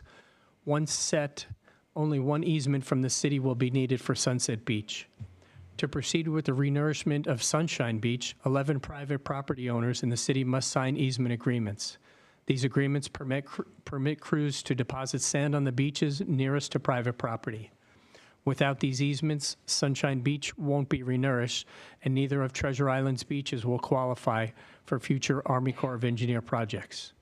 The county had hoped to get these easements by March 30th to stay on schedule with a limited time emergency permit, and city officials are currently engaging with residents to ensure the progress. The Pre-Budget Commission workshop I have discussed with you will be a forum to provide your budget priorities for the upcoming fiscal year. This workshop will be facilitated by Pam Brancasio and be held on Tuesday, April 22nd from 1 to 4 p.m. on the 5th floor of the City Hall building. Pam is offering her services for free as she serves as a national coordinator for the International City and County Management Association Advisor Program. Pam is also a Florida senior advisor and has strong ties to the area as she is a former Treasure Island and current St. Petersburg resident. Finally, Commissioner Dickey and Mr. Peter Donatelli and I drove to Sanibel last Thursday to talk to the city manager and his key staff on the steps they took to obtain more than $133 million in grant money to help rebuild after Hurricane Ian. There were many items we learned, and the highlights included potential direct services and assistance that can be provided by the state, possible community project funding avenues, the advantage of having a dedicated grant administrator and grant writer on staff, the state lobbyist's role in recovery efforts, advantage of code compliance versus code enforcement, and numerous other items. The city manager from Sanibel is going to provide us with the templates and the documents that they use to secure their grants, and we will use them to help shape our requests to the county, state, and federal agencies. That concludes my report. Thank you. The next item on the agenda is the Treasure Bay update, and we have a staff presentation. Good evening. The city manager asked that I give a brief update about where Treasure Bay is post-storm. So I'm going to go through most of our damage that we sustained. Not only did Hurricane Helene flood out all our buildings that we have on the property, Hurricane Milton decided to knock down our tennis court fence and move our sheds around and throw them at the village. And we lost our roof on the maintenance building. So we've been going through a lot just to get Treasure Bay back up and going and getting some programming back. So we took some photos, just a brief little video and introduction, but you will see that's our clubhouse post-storm. We had so much water that the moisture went up at least 6 feet in the building, so they had to tear everything down from the studs, the floor to the ceiling at Treasure Bay. And the next video will show basically, you can see all we are left in the building right now is just our studs. Everything else has been removed. You're going too fast. So we do meet. I've been working with insurance. We just met with insurance out there on Friday. And then FEMA will be here Thursday, spending the day at Treasure Bay, just kind of evaluating the property. So we're moving along on the facility.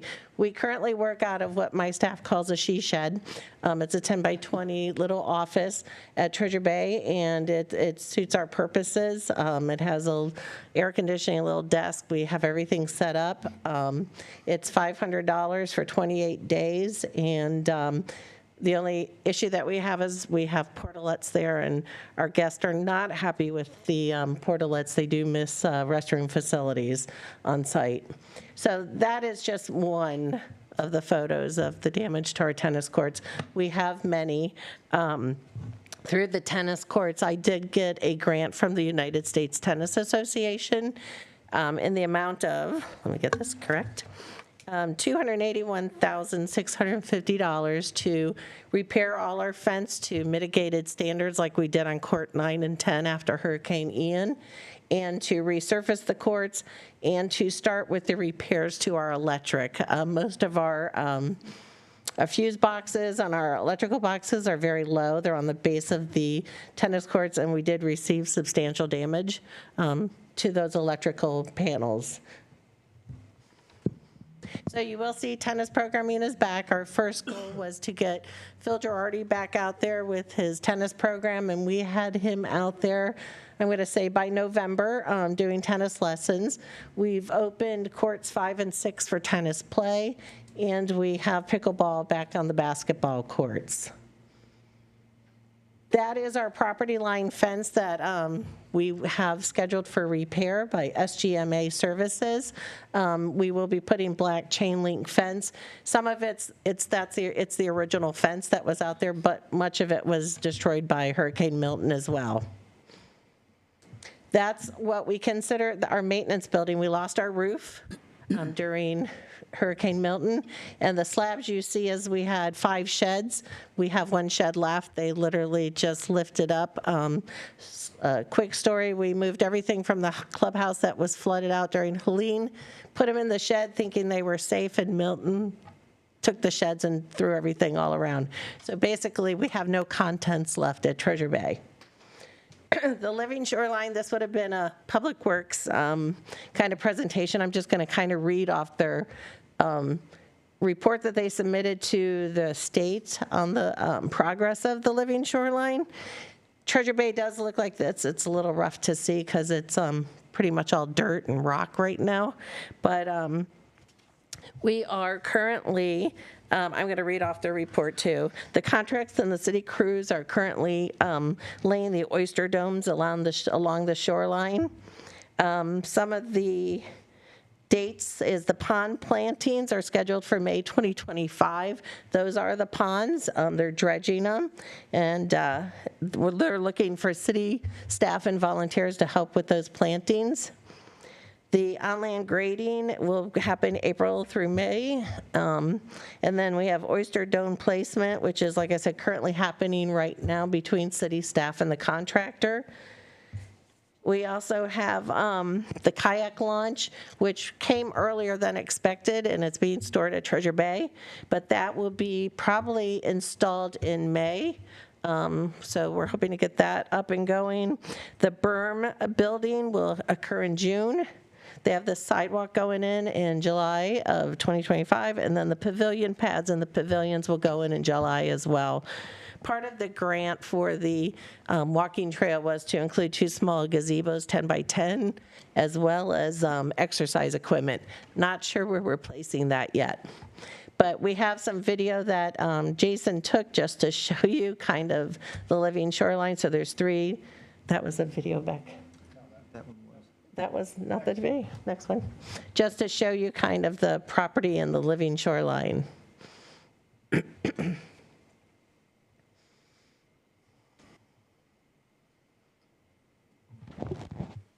So Kathy, that would be the riprap that was placed along the shoreline, correct? Correct. And that is from the parking lot heading to the 3rd tee or out to the golf course. And where you see that dirt will almost be where the sidewalk and the berm will be.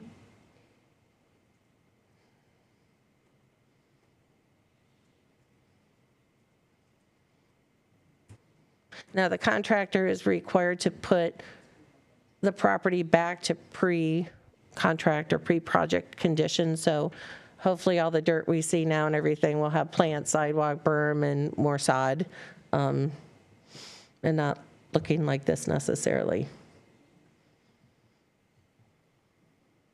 And this seawall is going to go around the entire perimeter? Yeah, there's going to be, Mike's going to post something in a minute, and it's going to go around all the perimeter with that, but there's going to be a 500-foot section of a boardwalk that will be out there for people to sit, enjoy. We also have, part of the grant was to put educational signs, so we'll have a lot of educational signs out there talking about what you're seeing when you're looking at this living shoreline. Do you have that? I'll pull that up in a minute.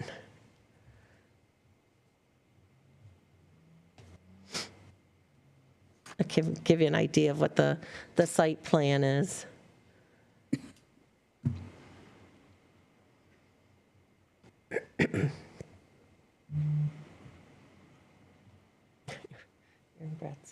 Do we know how many linear feet of new seawall we're getting as part of the Living Shoreline project? I do. Hold on. This is a Public Works one. 2,340 feet of existing seawall and replace the first 500 feet of seawall to reduce, and then it just talks about to reduce the erosion and all that. So 2,340 feet.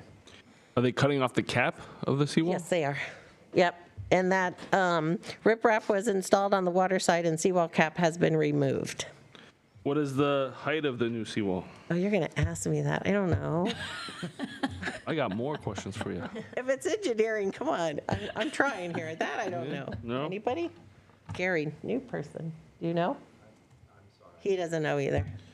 The Treasure Island Clubhouse, when are we tearing it down? That will be a decision for the commission to make. Awesome. And how can I get these oyster domes under my dock? Well, if you could lift one, you can go to Treasure Bay and grab one. But good luck to you. They're pretty heavy.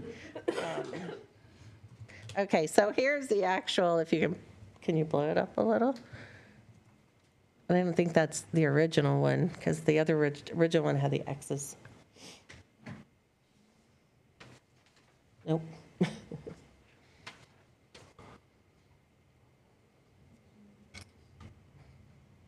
Can you get your email?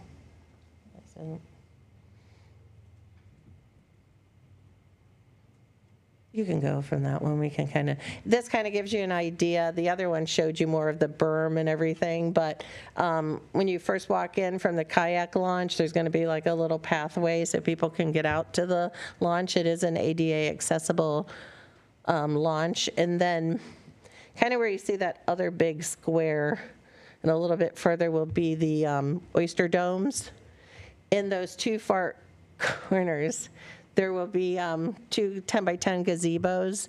We're going to put those little picnic tables, and they can be picnic tables or benches, similar to what we have at the gazebo on Paradise Island. And then, obviously, the ponds are currently being dredged. They will be enlarged. They will be aerated. New plantings around them as well. So other than height of the wall, I'll try to answer the rest of them.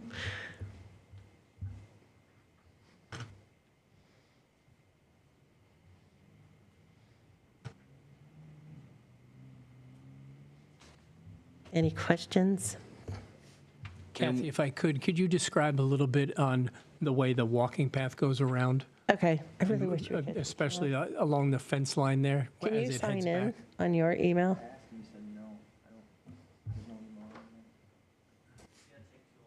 Go into the staff report then. Go into Granicus and then pull it up. It's the attachment. Because that'll show you the sidewalk. So while we're doing that, I wanted to ask, when do we start? I mean, I love the living shoreline, I love all of that, but when do we start discussing the ideas for the golf course itself?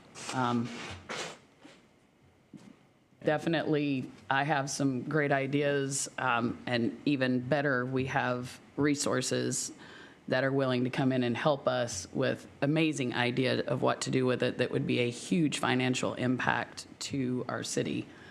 And I just kind of was curious as to when we're going to start that discussion.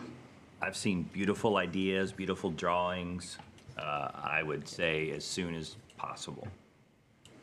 And it would be helpful for staff if we kind of, Absolutely. well, a few things. It'd be helpful for us if we could see some of these ideas in advance so we can discuss and work it out, so we can have some answers when it's presented at a commission meeting.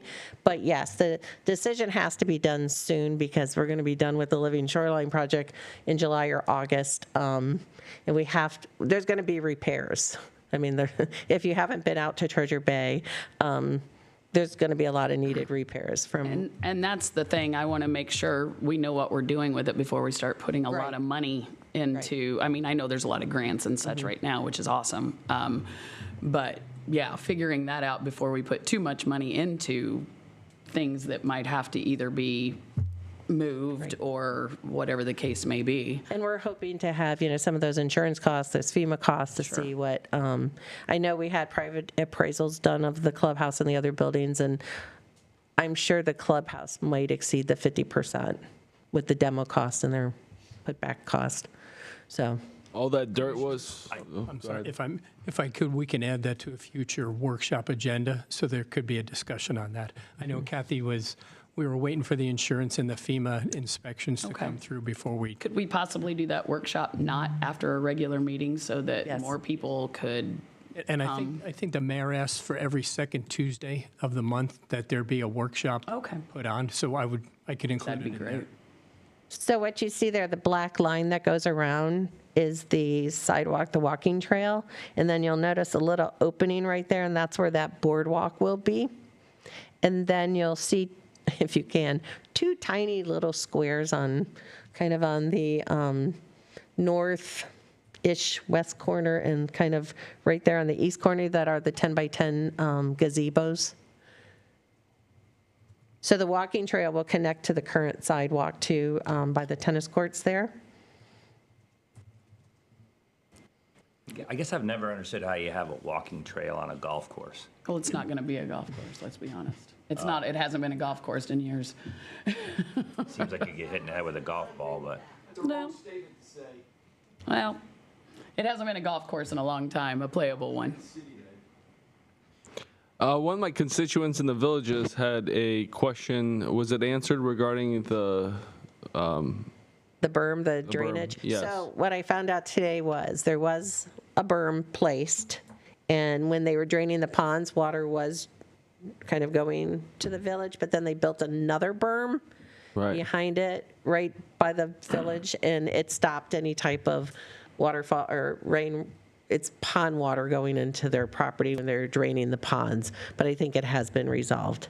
And so was her question answered? I think so. And I've been working with them on the property line fence. They wanted to know what it would look like, and basically it's going to be the black chain link. We're just putting back what's there. So I think I answered their questions there.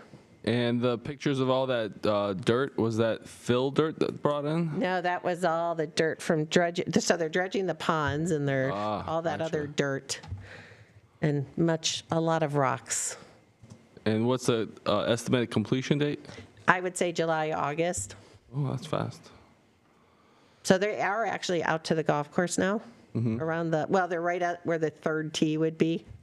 And I hear rumors that pickleball is going to be added? That's up to the commission to tell me what will be added. How about racetrack? Again, up to the commission that would be added. That was a joke. That was a joke. That is a discussion we're going to have as to what is occurring on that portion of the property. Staff is open to any ideas, and it will be the commission's final decision as to what we do with that property. Yeah, I just want to, we just had a couple of residents comment about the golf course. I don't think that issue is settled, what we're going to be doing with it. I think we still, as a commission, need to hash this out and listen to what the residents have to say about the golf course and look at, again, what the other options might be. And if there are other viable options, that's what needs to be discussed. But clearly, there's an expectation that amongst a lot of people, that after the Living Shoreline is completed, that the golf course was going to be returned to a golf course. So if we're not going to do that, we need to have, we need to have probably more than one workshop on that issue.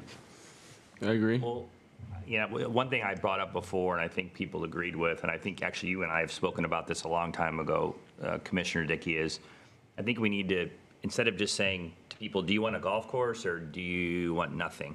We need to have, do you want a golf course or this item A or item B? Exactly. And have something there for them to look at. Maybe even the golfers might see item B and say, oh, God, yeah, I'd much rather have that than the golf course. So Well, and I don't. we got to have some options. And I think we have to have numbers behind that as well, because we've had, I mean, there's certain things that we all may like, but if it doesn't make sense and if it's costing the city money and it's not, our city cannot afford to, keep nostalgia at the sake of losing money. Well, some of the things we And- could put in there could generate a bunch of revenue. too. Exactly, and that's my point. I think we have to not just look at what we want, it's what makes sense. We can't put something back in there that's gonna cost us money to maintain that never really made us money in the first place and cost us. Because I know the last, and I'm going back a few years, the last numbers I heard is that the golf course was costing us in maintenance over and above what it was coming in was, and I'm getting off on something else, was around $250,000 a year. And that was a few years ago. So all I'm saying is, yes, we can definitely, we need to hear from the residents, but we also, it has to be fiscally responsible. It can't just be because, we want it. It has to make sense. I grew up on a public city golf course in St. Louis. It lost money every single year of its existence. Yeah. All right, let's take public comments. West? Thank you, Kathy. You're welcome. And we also don't need another park. West Evans, Isle of Palms, that drone video going over the Treasure Bay there was really, it kind of opened my eyes. I spoke against the living shoreline at one point, and then Stacy got up and kind of convinced me of it with some numbers, which I then found out later maybe weren't completely accurate numbers that were used to convince us that it might be cheaper than doing a regular seawall, but that's off point. What I wanted to say is if we don't know what's going on with the golf course, let's say at some point that could be some kind of thriving restaurants or something. Doesn't it seem weird that we're filling it all in with riprap and everything, where we could have public docks where people could be pulling their yachts up in our town and spending money in our community that desperately needs tax money coming in? Instead, we're basically building a 10-foot barrier to where you can't pull a boat up to, and calling it a living shoreline when it's it looks like a bunch of rubble to me. Don't get me wrong. I personally, snorkeling is one of my hobbies, and I snorkel rubble all the time. But snorkeling rubble isn't going to bring tax money that's needed in this community in. So I don't know if the ship sailed on this, but if we could possibly have something in that beautiful area that could be making money for the city, maybe we should be doing that rather than tearing out the seawall cap and dumping it in the water in front of it. Thank you. Thank you. Any other public comments? Sarah?